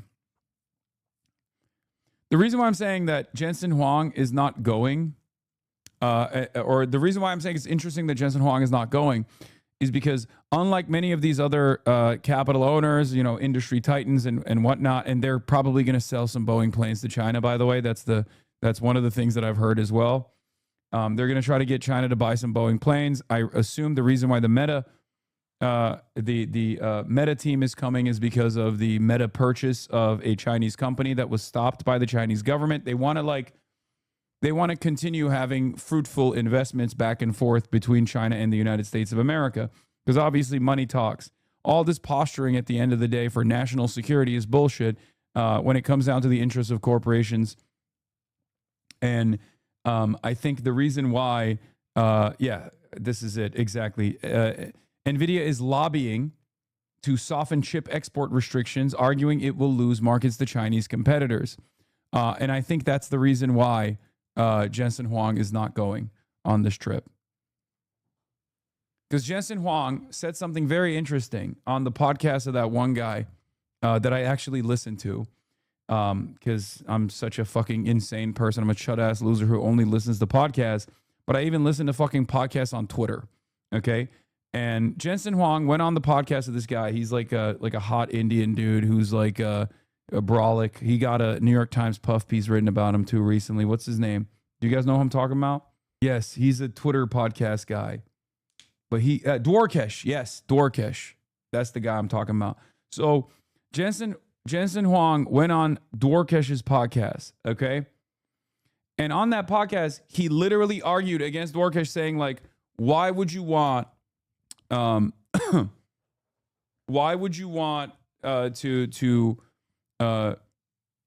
soften chip export restrictions to China and also give access to China to some of our latest technology? And his argument was actually very interesting. Jensen Huang's argument was, China is going to reach our level, our technological, like our manufacturing capabilities regardless. And the fact that we are not, we're not a car company was a really good rant. Does anyone have the link actually? I want to watch it. I'll just, this will be much better to listen to here. So this was a pretty interesting take that I heard from Jensen Huang. Another interesting take from Jensen Huang was when he was like, I'm a fucking billionaire. I don't give a shit. I'll pay the billionaire tax. Who gives a fuck? Everyone needs to stop complaining. But here's what Jensen Huang said. Chinese companies and Chinese labs and the Chinese government had access to... Was I wrong, by the way? He is hot. I think saying the hot Indian guy who has a Twitter podcast is a pretty apt description of this dude, okay? The AI chips to train a model like Claude Mythos with these cyber offensive capabilities and run millions of instances of it with more compute. The question is, is that a threat to American companies, to American national security? First of all, Mythos was trained on fairly mundane capacity and a fairly mundane amount of it by an extraordinary company. And so the amount of capacity and the type of compute it was trained on is abundantly available in China. And so you just have to first realize that chips exist in China. They manufacture 60% of the world's mainstream chips, maybe more. It's a very large industry for them. They have some of the world's greatest computer scientists, as you know. Most of the AI researchers in all of these AI labs, most of them are Chinese. They have 50% of the world's AI researchers. And so the question is, if you're concerned about them, considering all the assets they already have, they have an abundance of energy, they have plenty of chips, they got most of the AI researchers. If you're worried about them, what is the best way to create a safe world? Well, victimizing them, turning them into an enemy, likely isn't the best answer. They are an adversary. We want the United States to win, but I think having a dialogue and having research dialogue is probably the safest thing to do. This is an area that is glaringly missing because of our current attitude about China as an adversary. It is essential that our AI researchers and their AI researchers are actually talking. It is essential that we try to both agree on what not to use the AI for. With respect to China, we want to have, of course, we want the United States to have as much computing as possible. We're limited by energy, but we got a lot of people working on that, and we had to not make energy a bottleneck for our country. But what we also want is we want to make sure that all the AI developers in the world are developing on the American tech stack and making the contributions, the advancements of AI, especially when it's open source, available to the American ecosystem. And it would be extremely foolish to create two ecosystems, the open source ecosystem, and it only runs on the Chinese foreign tech stack. Bro, this is what I mean, by the way, when I say these motherfuckers do not, at the end of the day, these motherfuckers don't care about anything but their bottom line, okay? Like, I don't even think he's wrong necessarily, but he's basically saying, look, man, China's going to get there with or without us. We might as well sell them some shit, okay? That's literally what it is. Billionaires are stateless regardless, but he's straight up saying, look, they have gotten there over and over again. Sure, they sometimes follow us, they trail behind on some of the more sensitive technology, some of the proprietary tech that's like virtually impossible to recreate. Obviously, the machines that make these fucking semiconductors is one example of this. But it's very clear that even if we try to cast China aside, even if we try to force China out of having access to this proprietary tech, they inevitably get there, and they find ways to do it in a much cheaper manner, right? And we saw this with DeepSeek, obviously, which was what, like fucking $5 million total or something? It was unbelievable, and it put a dent initially in America's AI dominance. So he's, yeah, the Huawei chips aren't even better than NVIDIA. They're just more cost effective in ways that matter. Okay. So he's just saying that, like, we can think that we can stop China's rise in this field, but it's very fucking clear that they're going to get there eventually. Right.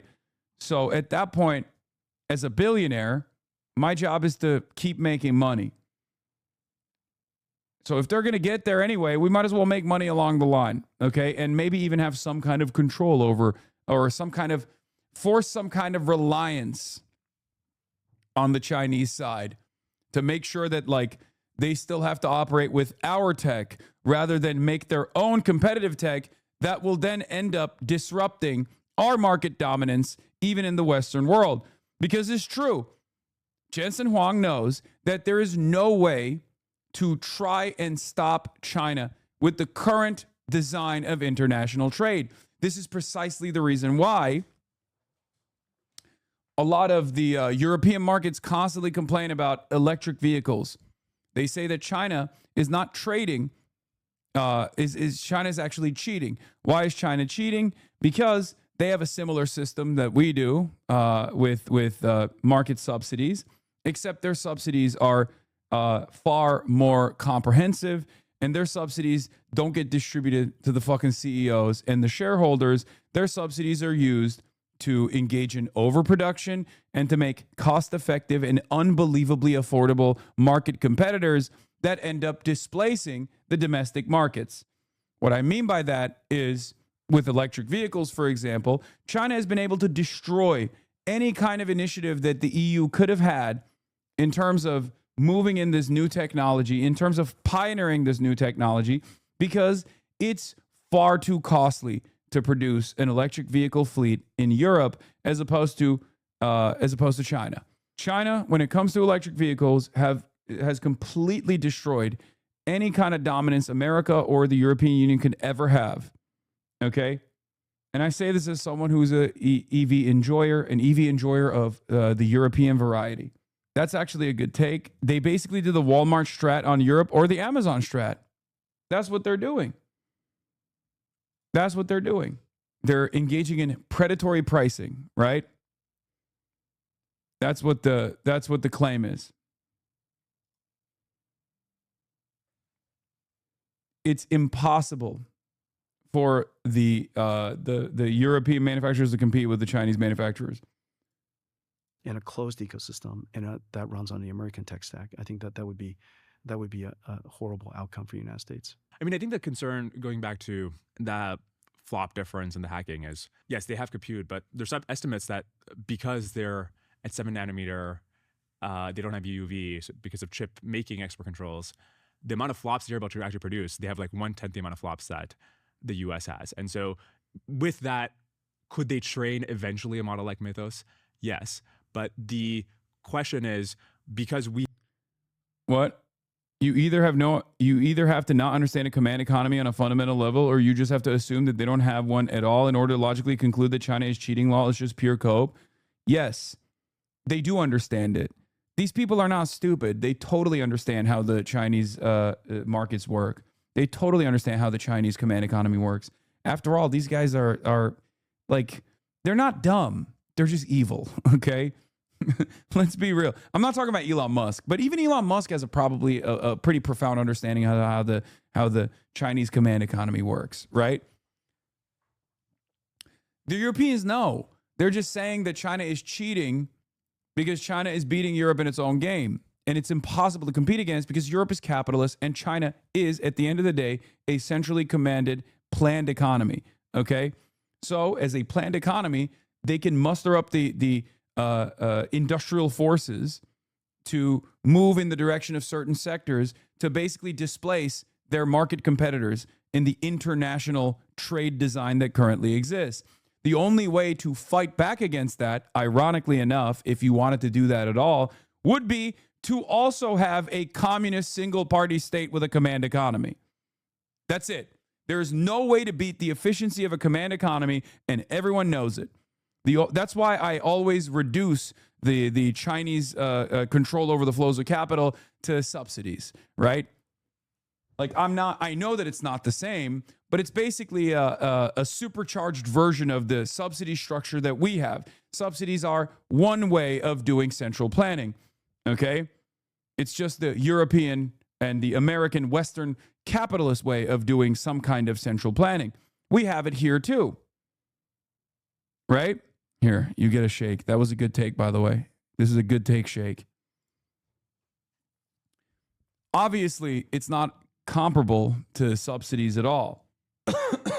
It feels like a lot we're en route to a planned economy as it is. We already have a planned economy. It's just that we plan the economy at the behest of capital and not at the behest of some kind of national prospect, for example. If you don't want to say China is like actually truly socialist or whatever, they very clearly have 5-year plans that they implement. And those 5-year plans are directed in a way where China has an upper hand in you know, whatever goals that they have in whatever sector that they want to develop.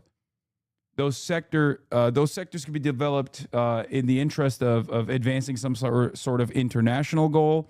Those sectors could be developed in advancing the interest of some kind of ecological goal, right?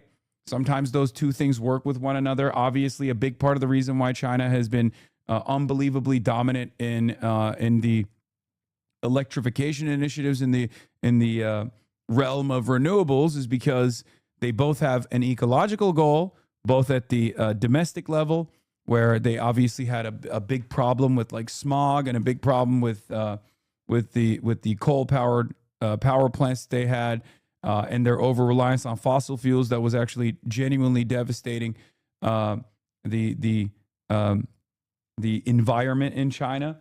And they fixed it. They damn near fixed it in its entirety as a consequence of their move in the direction of renewables. But they also did that because they understand that there's a finite supply of fossil fuels on this planet, and our over-reliance on fossil fuels on this, our over-reliance on fossil fuels is going to be endlessly devastating for climate change and all of the other famines and shortages that come along with that, all the global instability that comes along with that.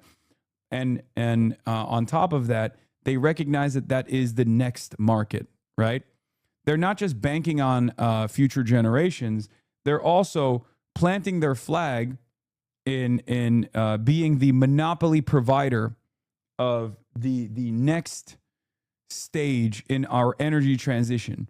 The next stage in our energy transition is inevitable, okay? Because fossil fuels, I keep repeating this, are finite. They're not only devastating for the ecology, they're not only devastating for anthropogenic climate change, but they're also going to run out at some point, right? There's also obviously the issues with fossil fuels being a consumable good, and therefore there needs to be constant transiting of oil tankers, and we're seeing that there are some limitations with that as well, as opposed to when you put a fucking solar panel down, you can't really block out the sun, right? Fossil fuels are infinite, sure. Yet a command economy is fundamentally anti-democratic. The SDP, Soviet-type planning, or even the Chinese model have no modicum of socialist mechanisms because workers have no say in the economic decisions that affect their lives. Not only is it inefficient, it is far removed from socialism as American capitalism is. There are more humane forms we must work towards. Thank you, insincere compliant. When you arrive at the more humane model, you can let me know, okay? You are talking about the most successful and long-standing transitional socialist state. Clearly, whatever kind of utopian communist model that you have in mind has never been implemented and most likely is, not going to be implemented in the upcoming decade or even the upcoming century. Yes, it looks like a state-owned monopoly capitalist mode of production, but seemingly it's the most successful one in terms of advancing the material conditions of the working class of this country, especially considering that this was unbelievably successful in the USSR as well, in spite of the excesses, in spite of the mismanagement, in terms of changing Russia and the USSR in general from an agrarian peasant society into one that was able to defeat the United States of America in the fucking space race by putting Yuri Gagarin up there before we ever could. And they did that in a very short period of time. And they did that without the benefits, the economic engine of slavery. I obviously am not saying benefit as though slavery is a good thing. I'm saying slavery was beneficial in terms of Western development, right? Slavery is unbelievably cruel.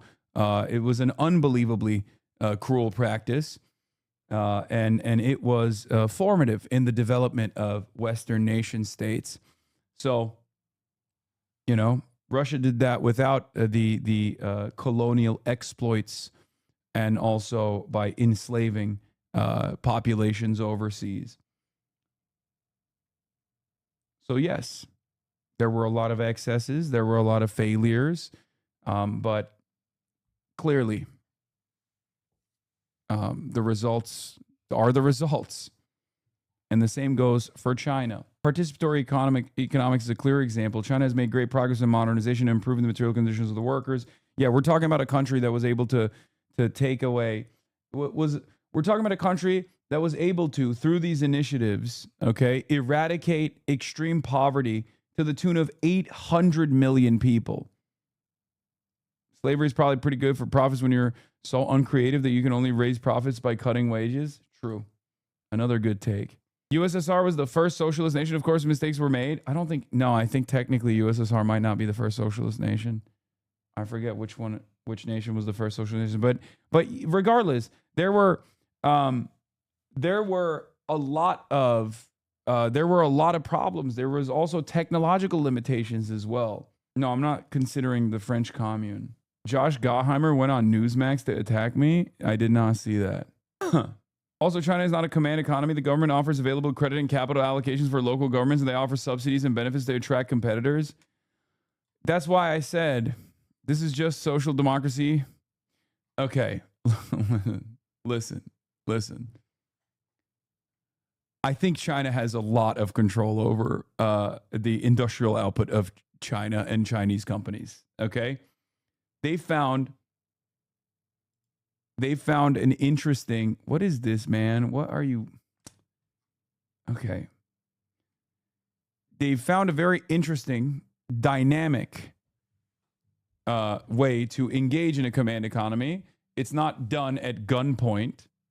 Okay, it's not done at gunpoint. There's no like, if you don't fucking do this, you're going to prison.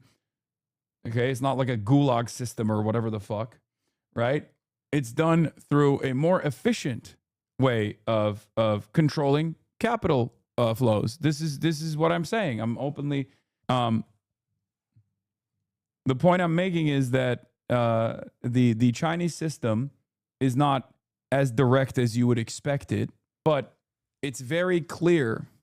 It's very clear that they direct the market. There is a market system, but it is ultimately controlled by way of capital flows, and they direct and redirect to specific sectors, to specific industries.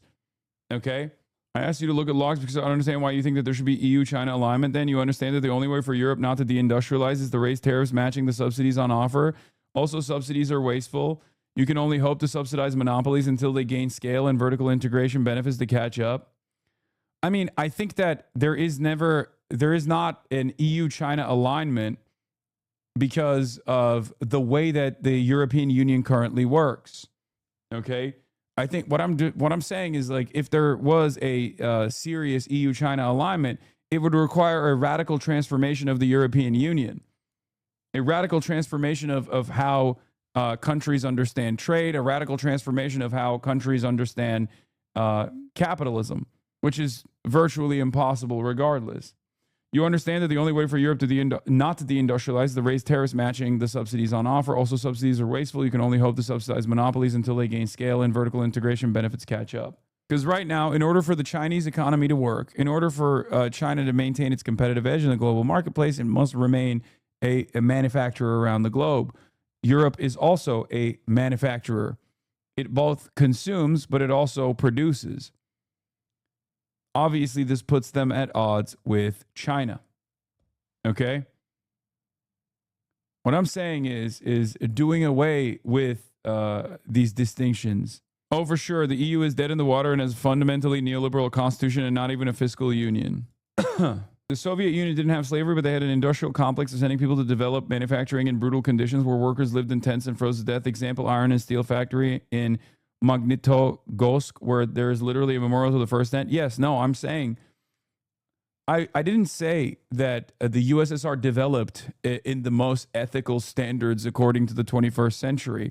I didn't make that argument at all. If you noticed, I said they did not literally rob human beings from other countries for 400 years to develop in the way that the Western world did. They did not engage in colonial extraction of not only bodies, but also all natural resources while leaving the host nations in a state of dire disrepair.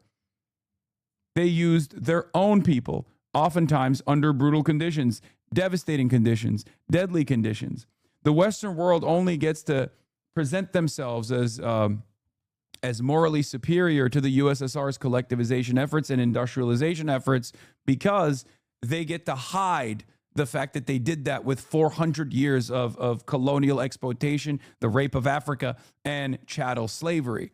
And in comparison to both of these different systems, one would probably, I'm not making a moral argument here. I'm not making like a moral comparison, but you can make that moral comparison on your own. Look at the way that China was able to engage in collectivization and industrialization. Look at the way that the USSR was able to engage in collectivization and industrialization as opposed to all European countries.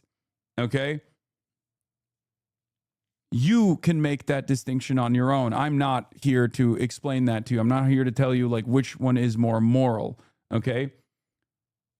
I'm simply saying that there is a hidden side of how the Western world was developed, and it's purposely hidden In your textbooks, there's mentions to it, but it's never, but no such comparison is ever made between the USSR and the Western world's development and collectivization or industrialization. Yeah. It's bad if you exploit your own people for progress, but if you exploit other nations' people for your progress, you are a beacon of prosperity and equality like America. Do you see what I mean? A similar lie is told all the time.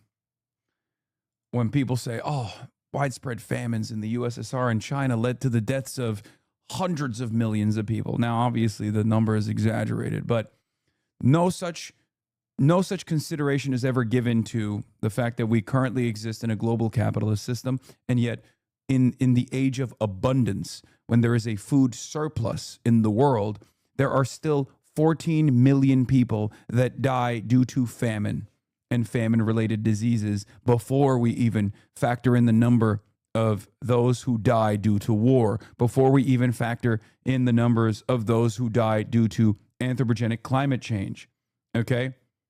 Because when 14 million people die under famine and famine-related diseases every single year under a global capitalist system, we say, sorry, they didn't bootstrap it hard enough. Then it's down to the individual, okay? They died not because of an inefficiency in global capitalism, okay? They died because they didn't work hard enough. They didn't Sigma grind set their way out of abject poverty, extreme poverty. That's it. That's the difference.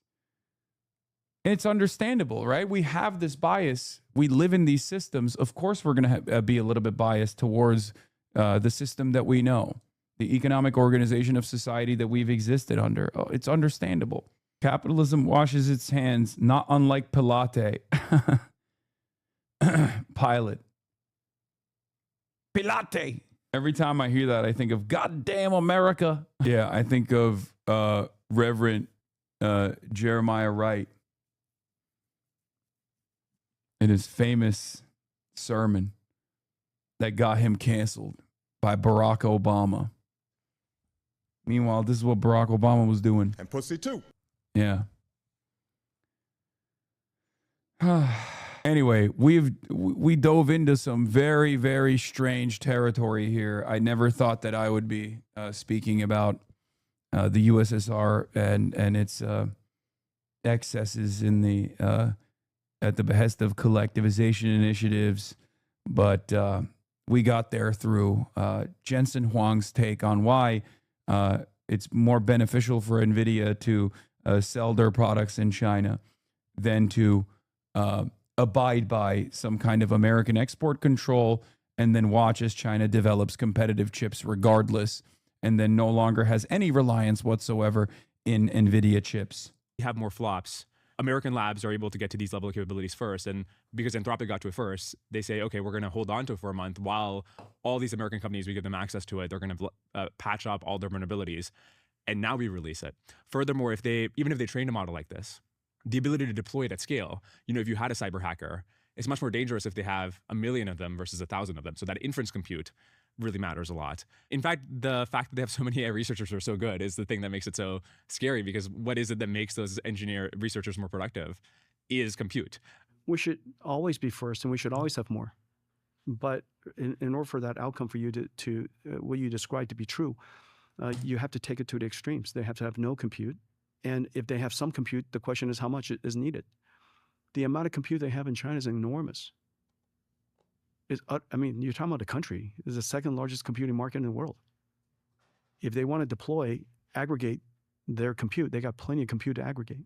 The hogs are fuming about this. Yeah. We are first place because of compute is such a fucking dumbass take, man. Everything computer. Everybody Tesla. No, sorry. What was it? I love Tesla. Everything computer. Everybody. We love Tesla. Everything computer. Everybody transgender. And now, everything casino. That's the new one. The whole world is casino. Mallory is spreading Adam Wren's smear of Abdul. Yeah, it doesn't matter. And also, yeah, that came from Liz Smith. Is this? You have no idea of the Soviet Union? It's hard to say, but you would sit in the Soviet gulag with your open opinions. You have no idea of the Soviet Union, says Maze Mazin. As a German living in Australia, it's ridiculous. Americans discovering Hitler. Lol, I break down. As a German living in Austria, it's ridiculous. Österreich. Yeah. Austrian anti-communists make me so mad. And you know why. I've already done the fucking rant. You get to sit in affordable housing in Red Vienna due to the tireless work of the communists that came before you. Okay? It's unbelievably hogged up. You literally are one of the few developed countries. You're one of the few developed nations that actually has like a decent level of control over the housing market directly as a consequence of the tireless work of communists that came before you. And you still fucking complain. You're like, oh, you don't know about the Soviets. They're so bad.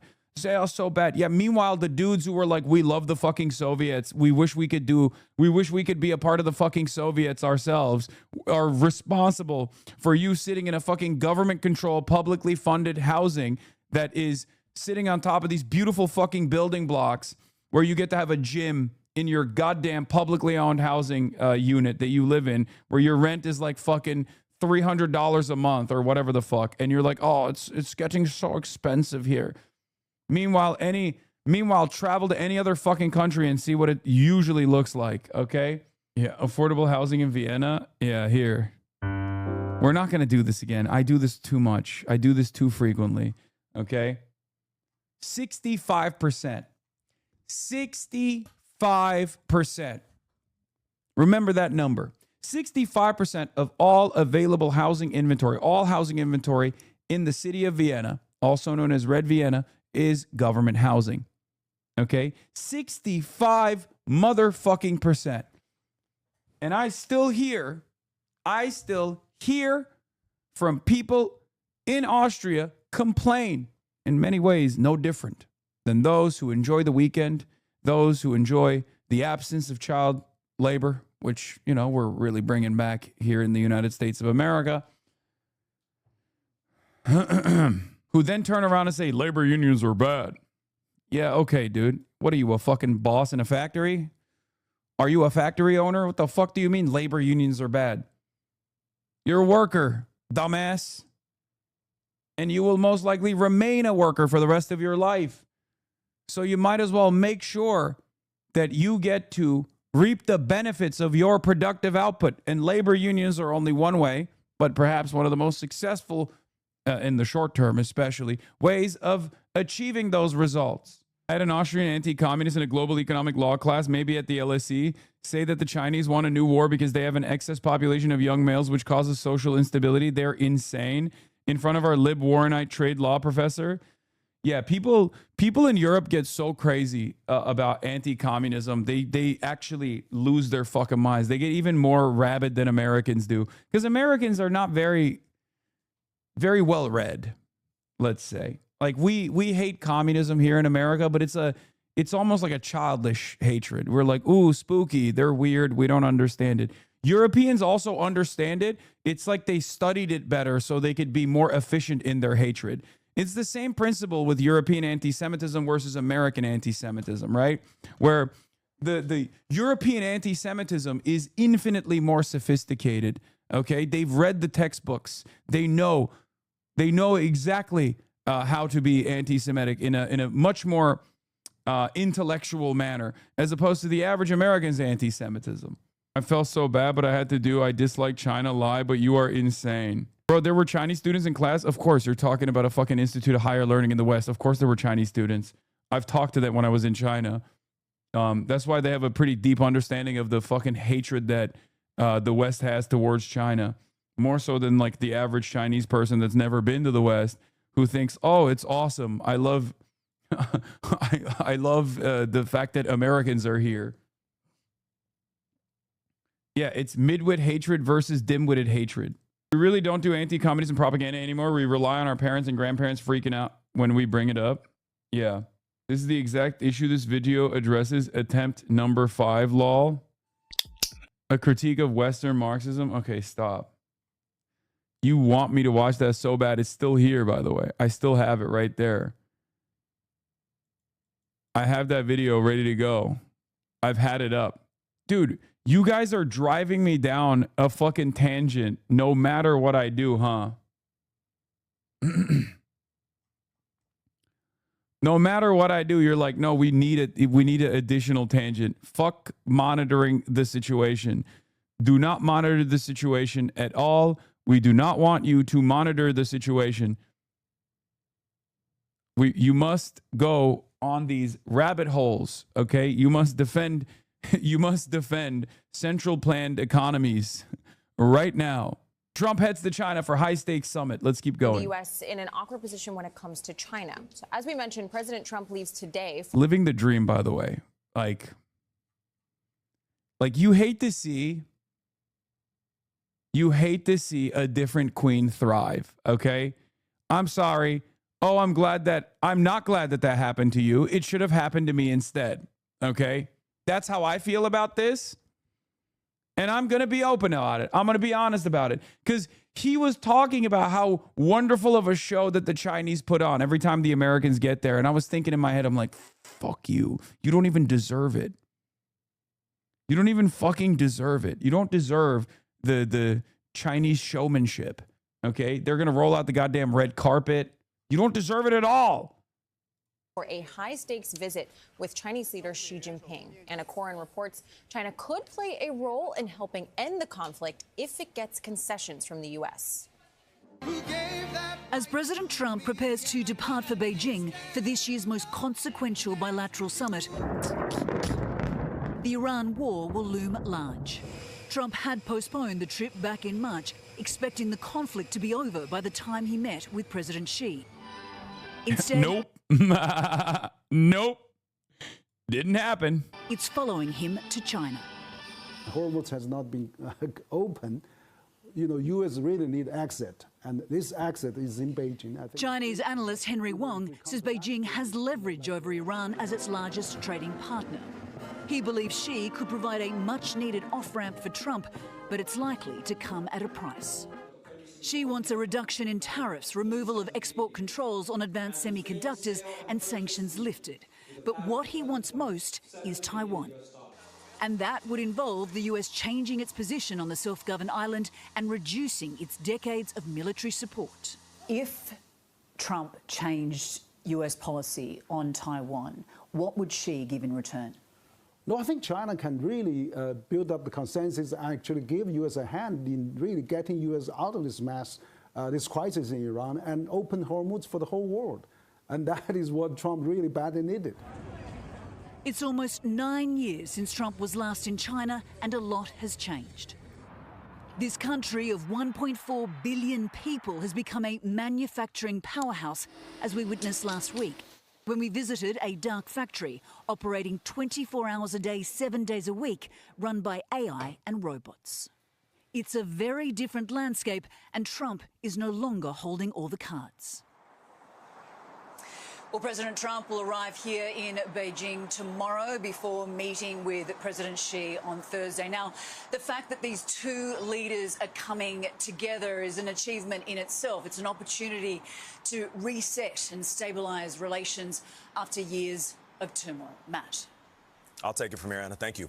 President Trump leaves today for Beijing for a high-stakes summit with Chinese President Xi Jinping, and the war with Iran is over. Again, it should have been me. Sorry. I don't know what came over me. Just think. He's going to have the best food.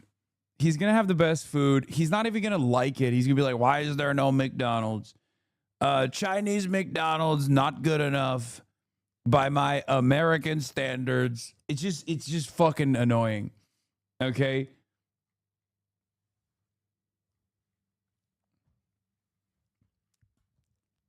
He's gonna sit in a fucking. He's gonna sit in a high-speed rail, or I think Xi Jinping has like a special train that they roll out for, it's a high-speed rail that they roll out for like foreign dignitaries and shit. He's going to get in that and be like, oh, I don't want to bring this to America. I will never bring this to America. I hate it. Oh, you know what the best method of travel is? A Ford F-450. Fucking annoying, dude. Freaking annoying. Freaking annoying. Foreshadowing and perhaps influencing what would have been the major issues at play, trade tensions and China's designs on Taiwan. The president says the ceasefire with Iran is on, quote, life support. The Strait of Hormuz remains essentially closed, and Iran has not conceded to the president's demands for peace. Let's get right to CNN's Elaine. Just to be closer to Xi Jinping, I'd become president of the United States. I'd run just for that goal. In a train at the White House. You know, this trip has been on the calendar, actually moved, but for some time, a lot of desires to get things done here. But what does it play now? Yeah, look, I think initially the White House, John, really wanted this to be a visit about trade and the economy, and also, you know, almost a watershed moment for these two leaders of these superpower economies. But so much of it is being now overshadowed by the war in Iran and also this longstanding dispute over Taiwan. But I do want to get into a little bit about what the White House wants this to be about. We know, of course, that really this bruising tariff fight between the U.S. and China has really dominated much of last year. But President Trump and Chinese Xi Jinping did agree to almost like this fragile truce. We need BYD. We need BYD. I think BYDs are, they're all right. I want a Yangwang. I want the jumping car, the supercar. The Yangwang, what is it? U9? Oof. Oh, baby. Oh, baby. I want a Huawei phone. Oh, my God. Oh, that'd be so sick. Huawei! Last fall, and the White Wait, Yangwang and his BYD? Wait, which one is the one that I like? That literally is a BYD? Yeah, I don't know. I don't know the fucking Chinese companies. Okay, give me a goddamn break. The Xiaomi SU7, I think that's the one I was thinking of. Which one's the one that just broke the records? Oh, it is the Yangwang. It is BYD. Oh my God. Yeah, no, I was thinking of the U9. I was thinking of the U9, not the Xiaomi SU7. I was thinking of the U9, bro. It's like Toyota and Lexus. Look at the Gyat. Where are you jumping to? Bro, I need this, okay? Do you want to know why I need this? I need this more than anyone else, okay? If you've ever driven in Los Angeles, California, you know this is an absolute necessity. This is an absolute necessity for all the fucking potholes, okay? For all the potholes in LA, they never fix these goddamn roads, okay? And we have literally the best weather, and there's still unbelievable amounts of potholes. Midlife crisis? Okay, man, chill. Let me fucking close off some of these stupid-ass tabs. What do we got here? Are these all good? Oh, God, these are all things I want to talk about. Corporate media on Hassan Piker. Diddy Dan, the Diddler. Bill Maher gushes over how refreshing Donald Trump's honesty is, while reporters John Fetterman respond. I don't care about that. Netanyahu approval ratings. Josh Buttheimer. All right.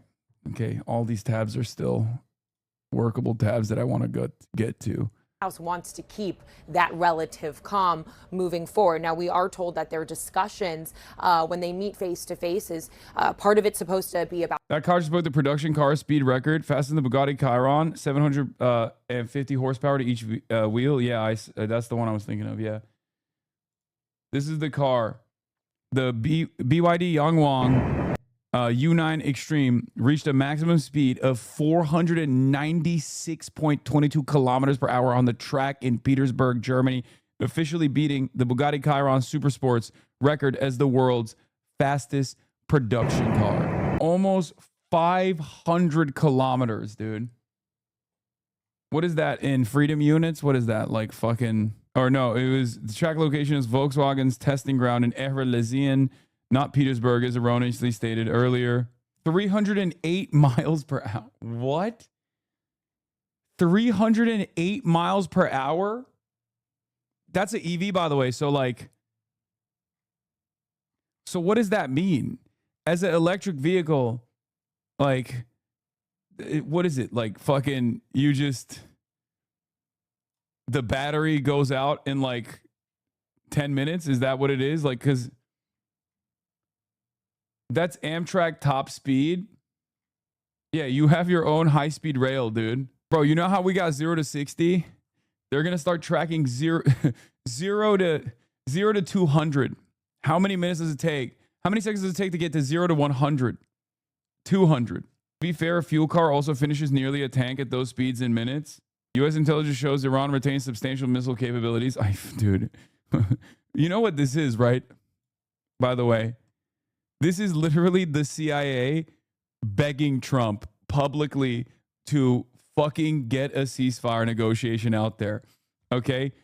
The only reason why mainstream media keeps reporting on how good the Iranian predicament is for Iran is literally because his generals have given up.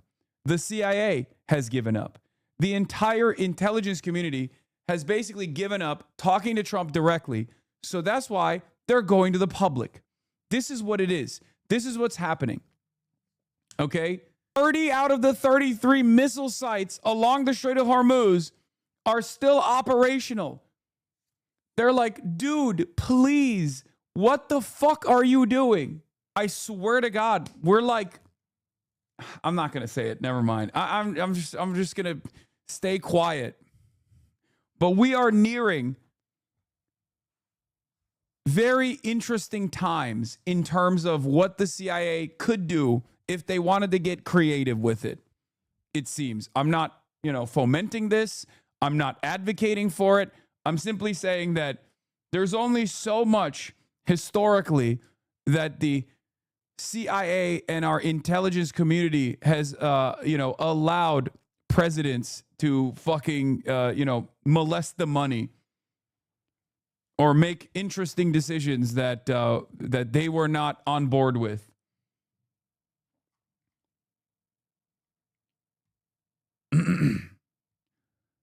Yeah, to be fair, they've already tried it with what's his face, the Butler guy, and it didn't work. It only made him stronger. It only made me stronger. Did you see Friedman begging NATO to stop Trump? They're losing it. Robert Kagan is going to become a communist if this continues. Okay? Robert Kagan is going to be like, I disavow everything that I've done for my entire career. I actually realized the only way to stop the United States of America is with a coalition of the willing. You are molesting the money too hard, Mr. President. In order to save capitalism, we must end capitalism. I'm Robert Kagan, the godfather of neoconservatism, and I approve of this message. Butler was a hoax, but it was the CIA and he missed is my new favorite theory. Yeah. We're going to talk about Babadabi in a second. Watched a video with Larry Wilkerson. He had a very different read on that Kagan article. He said he knows Kagan and that Kagan wrote that article as a challenge saying we have to do a ground invasion to save the embarrassment. Really? I mean, I trust Larry Wilkerson's take. I trust Larry Wilkerson a lot more than I fucking trust Robert Kagan, but I'll still use it. I'll still use the assessment or the takeaway from many people to my advantage because I don't want war. You think Butler, if you think Butler was real, you think ears grow back. Oof. Listen, guys, I'm not, I'm never going to dispute you. Okay. I don't care enough. I am so unbelievably agnostic when it comes to whether or not Butler, Pennsylvania was a real assassination attempt or it was staged or if it was the CIA or if it was Mossad or if it was BlackRock. I don't give a fuck. Believe whatever you want to believe. Okay. It's great. I believe all of the theories. Okay. You could say aliens and I'd be like, probably. I am an equal opportunity enjoyer of all conspiracy theories as it pertains to the many assassination attempts on the president. I enjoy them from afar.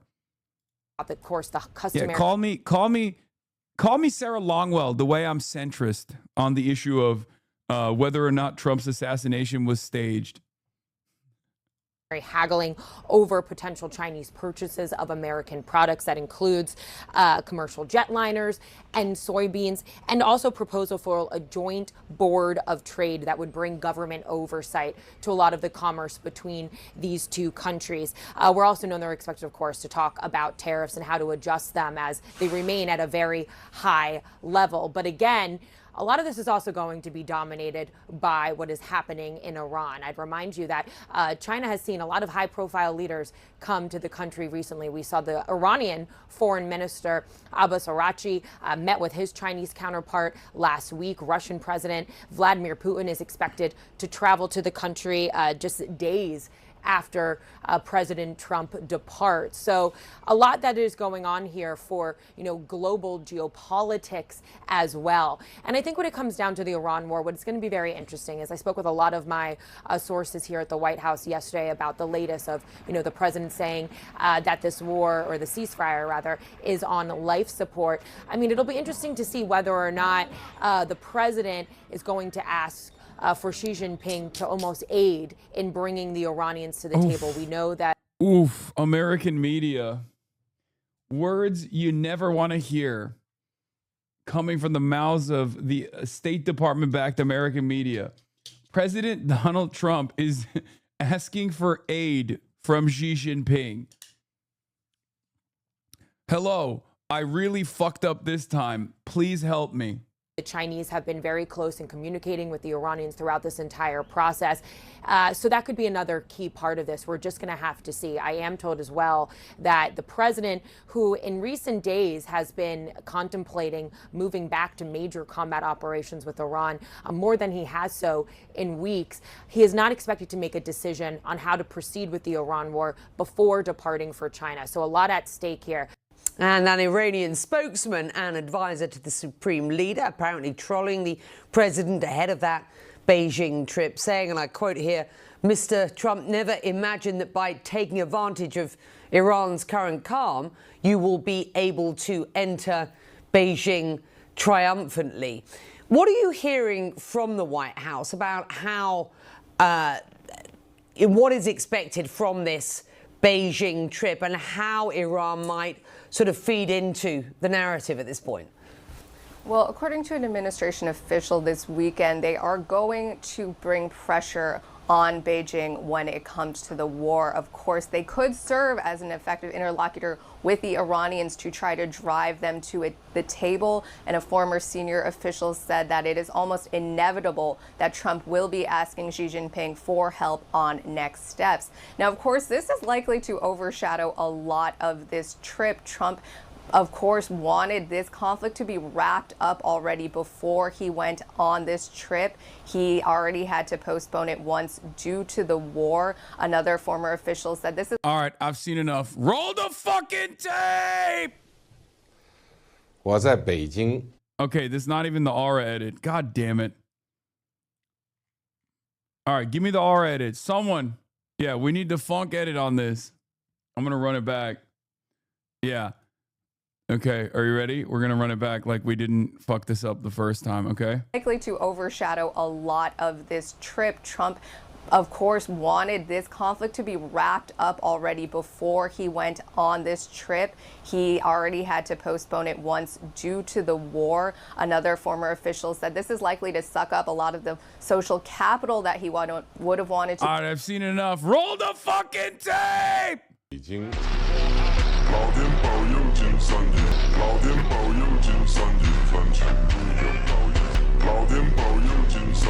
This is still, to this day, the most aura-inducing photo that any fucking global leader alive has taken.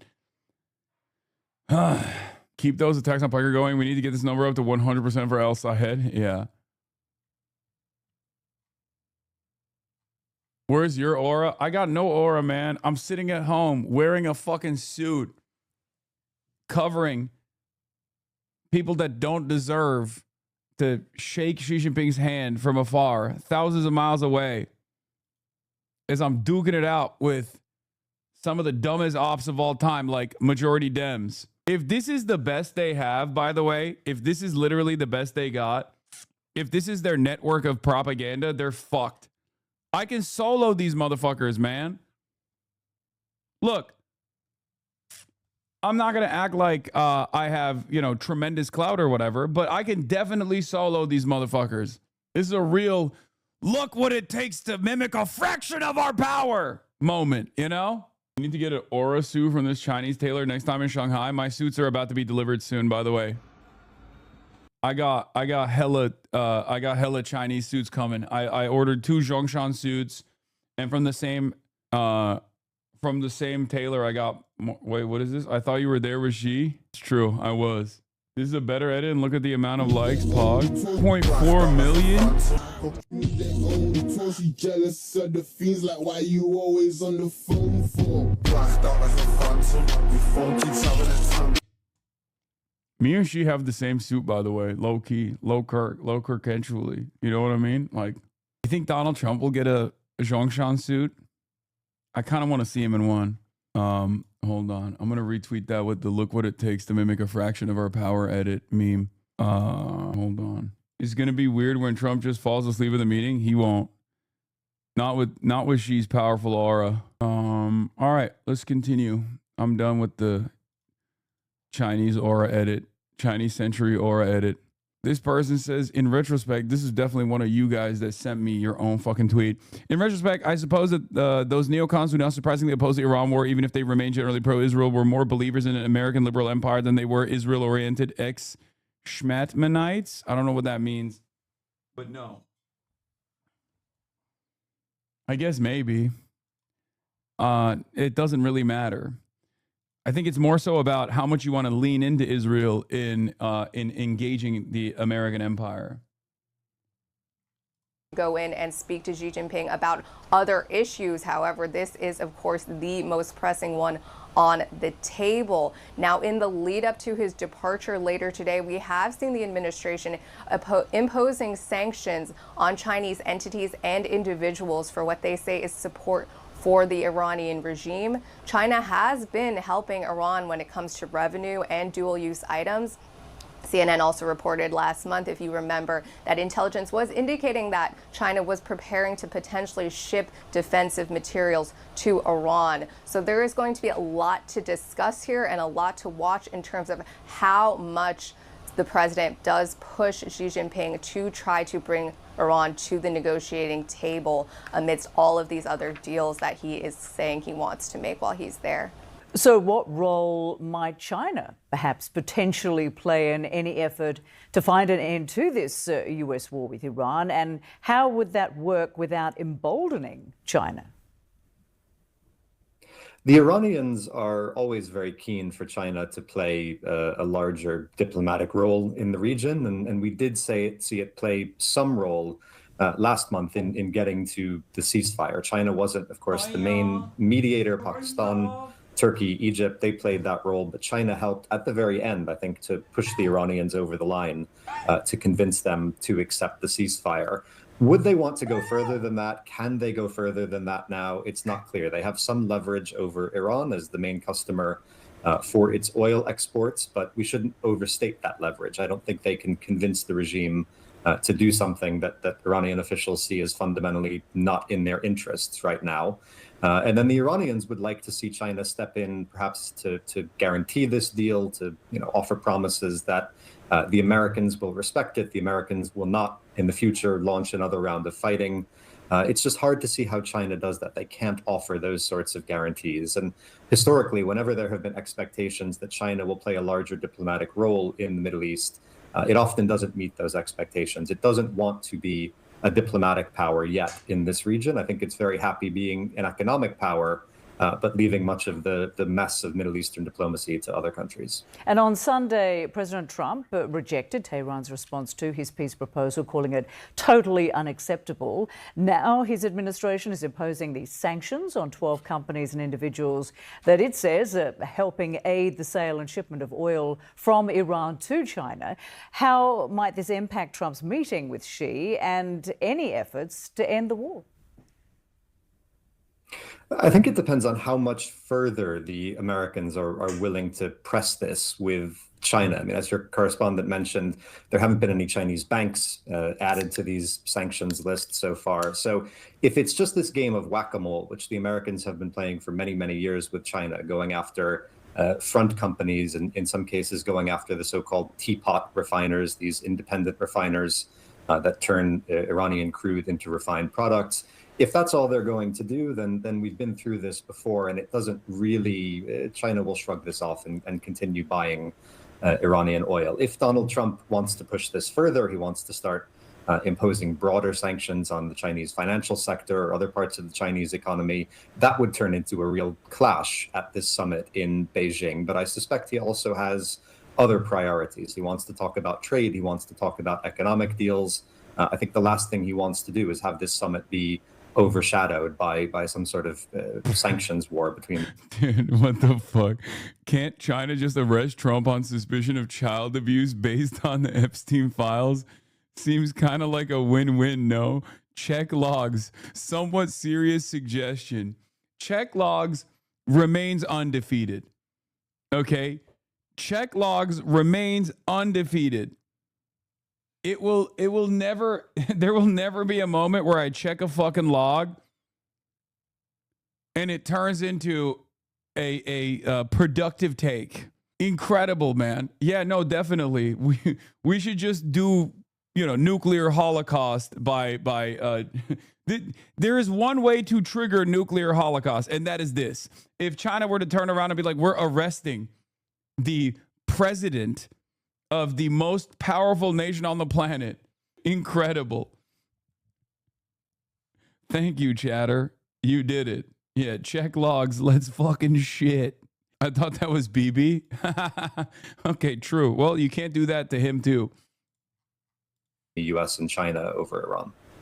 Greg Castro. Unless you're Zohran Kwame Mamdani, the mayor of New York, the only person more powerful than Benjamin Netanyahu.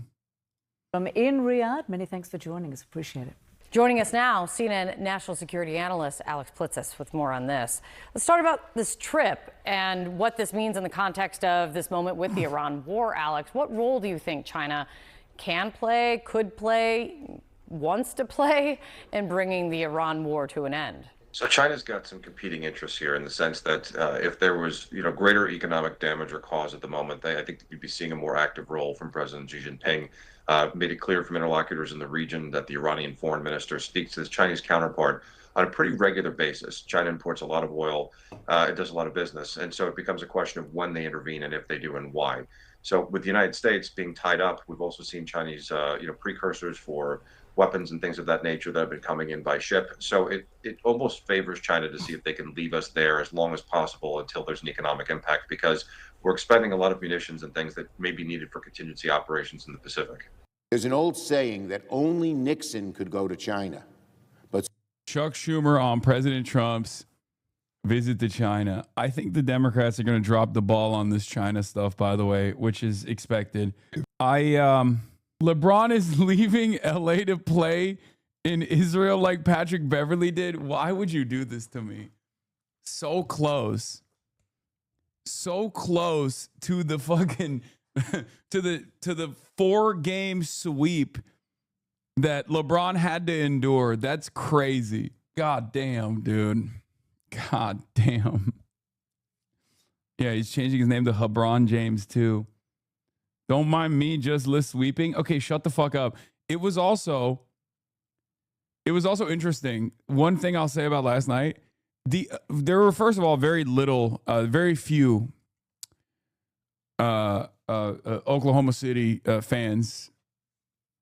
Okay, there were very few Oklahoma City fans in the crypto stadium, but virtually all of the OKC fans were Hasanabi heads. It was kind of shocking. Real working class team, it seems. Every single person that came up to me after the game was a Hasanabi head that wanted to take a photo, was an OKC fan. No shit, flying/tickets is expensive. Yeah. soon they'll say only Trump could sell out to China. Xi Jinping has Donald Trump salivating at the prospect of $1 trillion Chinese investments in America that would threaten America's supply chains, threaten economic independence, threaten national security, strengthen China at the expense of American strength. Donald Trump wants a deal with China so badly. Dude, this is bad politics and bad policy, which is expected from the Democrats as always. It's bad policy because it's objectively good to normalize relations with China instead of fucking posturing like we're going to go and do war with a country that is responsible for 30% of all of our trade. Okay? And it's bad politics because you look like you're at odds with Donald Trump bringing in like $1 trillion investment into the country. What happens if there is a fucking Chinese factory that opens up? The best possible way to communicate here is I don't think Donald Trump is competent enough. He has very clearly made China out to be this ultimate villain. And therefore, I don't think that Donald Trump is going into this deal with any leverage. And he would have had a lot more leverage if we just continued with the JCPOA, for example. If the real fear here was Iran having nukes, which we know wasn't a real fear at all, wasn't a sincere fear at all, according to Donald Trump's very own intelligence community assessment, that waging diplomacy rather than war would have been the best possible outcome. Depressingly, many Democrats are even more hawkish on China than Trump. I mean, this makes sense. This makes sense. The ban of Chinese cars, a demand for ban of Chinese cars is that's not bad politics. Let's be real. That makes sense. If Chinese manufacturing was happening on U.S. soil, it would destroy Ford. It would be over. I mean, Jim Farley has openly admitted that. He went to China. He literally has one of the only Chinese cars that he uses as his daily driver, by the way, which he openly admits is an incredible ride. And he straight up said, I went to China. I saw their capabilities. If Chinese cars come to U.S. soil, it's over for Ford. There will be no more Ford. So yeah, if you care about one of the only remaining American manufacturing sectors that isn't building baby murder machines, the automobile industry, then yeah, you have to do trade protectionism like that. What about Tesla? Tesla can suck my dick. Does the song cover global events anymore? Is it just American news? We're literally talking about a Beijing summit that's taking place. That is that's number one and number two most powerful countries meeting. You know, it's straight up global events. I mean, virtually everything that America does is global events, but this is the most global of global events. He could sell out on American manufacturing. He could sell out on chips. He could sell out on Taiwan, which produces many of these chips. He could sell out on AI and on any number of grave issues that will determine who dominates the 21st century. Right now, again, to get his photo in the newspapers and try won't work to raise his very low poll numbers. He's going to sell out to China. We can't let Trump willingly give China our superior American technology or allow him to serve Taiwan to the Chinese Communist Party on a silver platter just so he can get the satisfaction of saying he made a deal. I just don't think Democrats should ever come across like the more militant party because it just doesn't give them any benefit whatsoever. The base doesn't care about it. The base doesn't want it. And the broader electorate never will see you as the more militant party. Okay? It's unbelievably stupid. It's the same on immigration. You should never be we're going to be marginally less racist, but still racist party when it comes to immigration. It's so fucking stupid. Street, really. Tiananmen Square to the left. Why are you a protectionist? Buddy, I'm a socialist. What do you mean? If you have trade to protect, it's understandable to engage in a little bit of trade protectionism. The fuck? I know. I mean, as a consumer, I would love for a Chinese electric vehicle. Okay? But, you know, as an American citizen who cares about the hundreds of thousands of jobs that would go away if there was no automobile manufacturing, of course I care a little bit about trade protectionism. Yes, why do you hate us? You don't own Ford stock? It doesn't matter. It's not about owning Ford stock. I also have the capacity to purchase whatever platinum healthcare coverage I want to fucking purchase for myself, but I still want Medicare for all, right? It's called empathy. The Forbidden City to the right. I mean, look, I've lived here sort of 3.5 years, and every time you come here still, you get a sense of how impressive it is. Yeah, a haunted history, of course. 1989, with student protests here. Okay, they fucking opened that shit up, dude. Holy shit. Remember when we were going to Tiananmen Square? Remember when we went to Tiananmen Square, chat? It was not that easy to travel across Tiananmen Square. God damn. I wonder if it was because it was like the flag raising ceremony or something. God, it's so beautiful. It's so nice. It's so warm, probably. They're biking. They're living my dream. Hundreds. Nobody's quite sure of the exact figure. They probably took a train there or back. Stop! They probably did. Oh, God, the fucking high-speed rail between Beijing and Shanghai. Oh, my God. Oh, my God, take me back. Fuck. Oh, my God, I'm getting fucking psychic damage right now. Oh, I'm in Los Angeles, California. I'm not in Beijing. I'm not in Beijing on a high-speed rail train route to Shanghai. Oh, eating decadent Chinese meals, ordering off my telephone. Oh, my God. Massacred by the authorities. That's right, but certainly not what the authorities want this place to be remembered for now. And look up here, this is actually the Great Hall of the People, and it's where the big decisions get made, and crucially this week, it's where the serious meetings will happen between Xi and Trump. Consequential. Superpowers at the crossroads. Before he left Washington, Donald Trump, he was asked specifically about the impact of Iran on the agenda. He made the point. Okay, I have FOMO. This is like not going to TwitchCon and seeing all your friends party at TwitchCon from afar. I have FOMO. I'm not even friends with these people, but like the entire press contingency is in China right now. They're all having fun. They're all eating the best Chinese food. Oh my God. I have FOMO. I should have been there. I should have gone there. I should have gone this week. I should have gone. I'm lemon, bro. I'm sour again. You don't even like TwitchCon? Yeah, but I still like, seeing friends. China, he said, gets 40% of his oil through the Strait of Hormuz. She would like to see a deal get done. He's not wrong about the fact that China would like to see the strait reopening. It would. I mean, it's been hit economically by that as much as any other country. But I think Trump's pretty deluded if he thinks that China's just going to hand it to him on a platter. Yeah, Trump he's weakened by the stalemate in the Strait of Hormuz, isn't he? Belittled, I think. And he comes here asking Xi to lift him out of the quicksand. And be in no doubt, China absolutely love that imagery. It plays for them so well. And they know they have a stronger hand at the negotiating table now.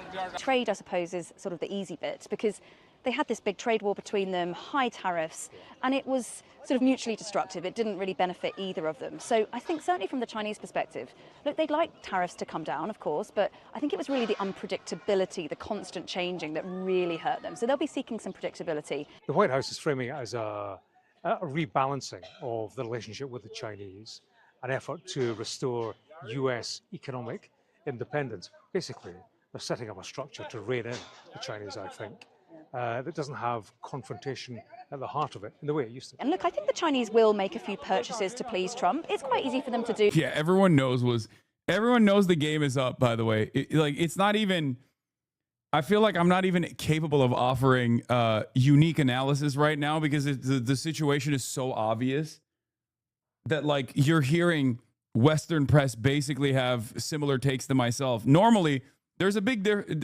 usually some significant disagreements, some big differences in the way that Western press approaches the issue of China, and someone like myself will approach the issue of China, and it's kind of glaringly obvious that Trump has no leverage coming into this fucking meeting, and Xi Jinping is going to offer some niceties along the way, maybe some investment, maybe like some factories that they'll open, and that's it. And America is probably going to cave on a lot of stuff with regards to Taiwan. The real unique thing here is normally Western media would find a way to talk about this as like talk about this as though it's like unbelievably sinister, right?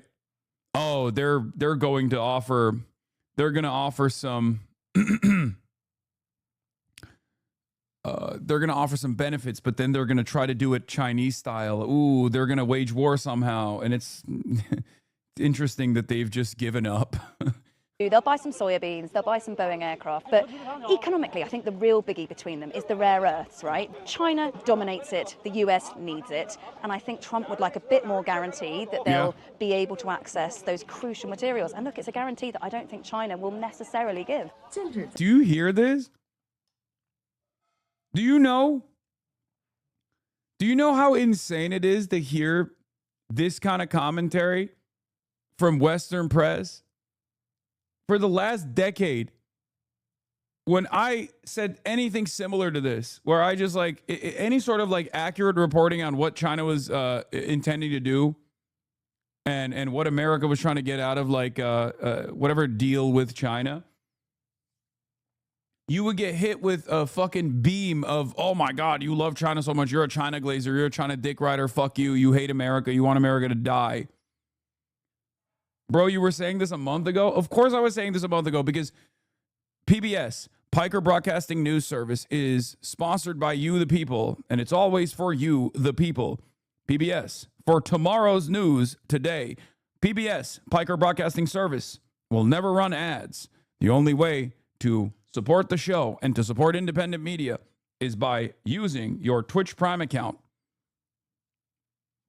or by gifting a sub or by subscribing for $6 a month. PBS, for tomorrow's news today, for next month's news today. So finally, of course, we should talk about Taiwan because the Chinese certainly will be. And they see a really, really important opportunity with Trump to sort of make some progress. I think the concern, certainly in Taiwan, is that this is a guy, a president, who does politics on instinct, on self-interest, and, who may, in discussions with Xi, freestyle his way towards some kind of concession or... Beijing, this trip. Bro, this is what I mean. Yo, come on. I'm so jealous. I miss these fucking massive cities. Trump was asked when departing the White House for Beijing if Xi Jinping was the person who could bring Iran's ceasefire back to life. And he said he'd like whatever Xi can help with. Called Xi a wonderful guy and a friend of mine. And Xi plans to return the favor and visit the U.S.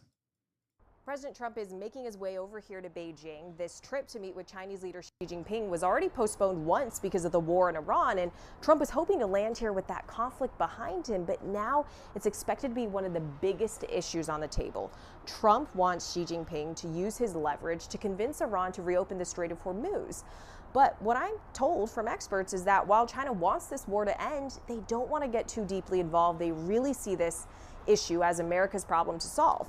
And Beijing can't afford to be patient here. They can wait this out because they've built enough energy reserves. What Beijing actually wants from this meeting, I'm told, is a longer tariff truce, as well as fewer restrictions on advanced technology exports and easier access to U.S. investments. Now, President Trump, for his part, he also wants to walk away from this with some tangible wins he can take home. He wants trade deals. He wants China to commit to buying U.S. planes, agriculture, and energy. Artificial intelligence talks are also expected to be on the table. Plus, President Trump is going to be traveling here with more than a dozen CEOs, including Elon Musk and Tim Cook, also top executives from Meta, Visa, and Goldman. That tells you just how much is riding on this trip. What is this? Access to Chinese citizenship would be like gender affirming care for autistics? What the fuck? That's so stupid. Oh, that's crazy. Truk. Oh, man. Wait, the Chinese think America needs babies? Yeah. New York Times reporting on classified U.S. intelligence assessments of Iranian missile capacity reiterates that they've maintained 70% of their missiles and launchers, but adds that 90% of their underground storage and launch facilities are also still active. Once again, PBS for tomorrow's news today, Piker Broadcasting Service. This is why they pay me the big bucks, $6 at a time. But I think y'all know we've been reporting on this. We've been making this assessment without the CIA for basically the last 2 months. Oh my God. How could this have happened? Iran has designed its missile program with the acknowledgement of not being able to protect its airspace and relied on hardened underground missile cities to compensate. U.S. and Israeli attacks apparently disabled the entrances of some of these facilities and hit surface buildings. Dude, literally, this is how you have a competitive edge. This is how you have a competitive edge in these conversations with those who you talk to. I've been telling you this for months. Okay? I've been telling you this for months. Okay? U.S. and Israeli attacks apparently disabled the entrances of some of these facilities and hit service buildings, but as many observed at the time, the attacks were failing to actually penetrate the underground facilities where the operations were carried out and missiles were kept in storage. Most problematically, for a renewed campaign, the missile complexes near Hormuz are almost all still active according to the assessment. If the U.S. initial assessment is accurate, it also explains why Iran was able to maintain a steady rate of missile fire until the end of the war. Oh my God. Oh my God. Look at that. Look at that. Who could have foreseen this? Who could have looked at the Iranian missile strikes that kept up in spite of the American and Israeli bombing campaigns? I think they really believe that temporarily suppressing Iranian missile fires, caving in tunnel entrances, and whacking cheap missile launchers would be enough because Iran would fold after a few days. Yeah. Yeah, they did. Because they're fucking stupid. Wait, Trump was lying? We already knew that Trump was lying. That's elementary. That's like a novice take, okay? Yes, of course Trump was lying. That's all he does. And it's not even necessarily a lie, I guess. He's just stupid, okay? He doesn't know shit. I don't even know if he knows what he's saying. What Trump is saying is irrelevant. It's immaterial. What's important is whether or not Iran was able to keep up a steady pace of attacks. Okay? That's how you can make that assessment. I told you what their strike capabilities look like, what the Iranian strike capabilities look like. This is important to understand how I was conducting this analysis. Okay? Because you can do this as well. You can do this on your own.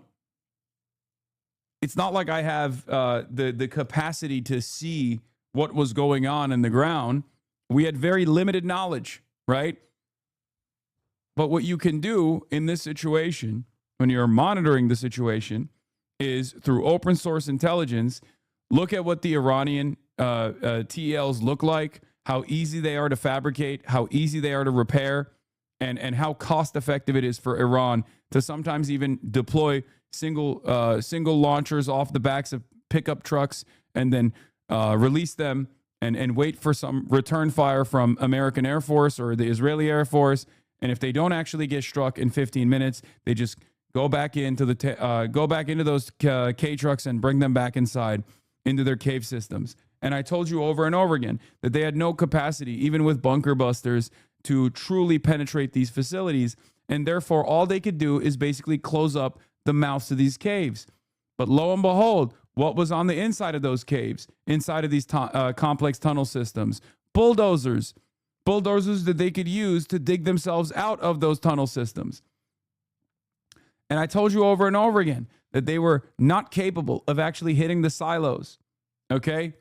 Because the most powerful thing to stop missiles still to this day is dirt, okay? It's earth. That's it. And they use their topography to their advantage. That's why they built those cave systems and those tunnels and those underground missile silos inside of these fucking mountains, okay? Raw earth and dirt. That's what stops missiles better than anything else. Damn, this guy's good.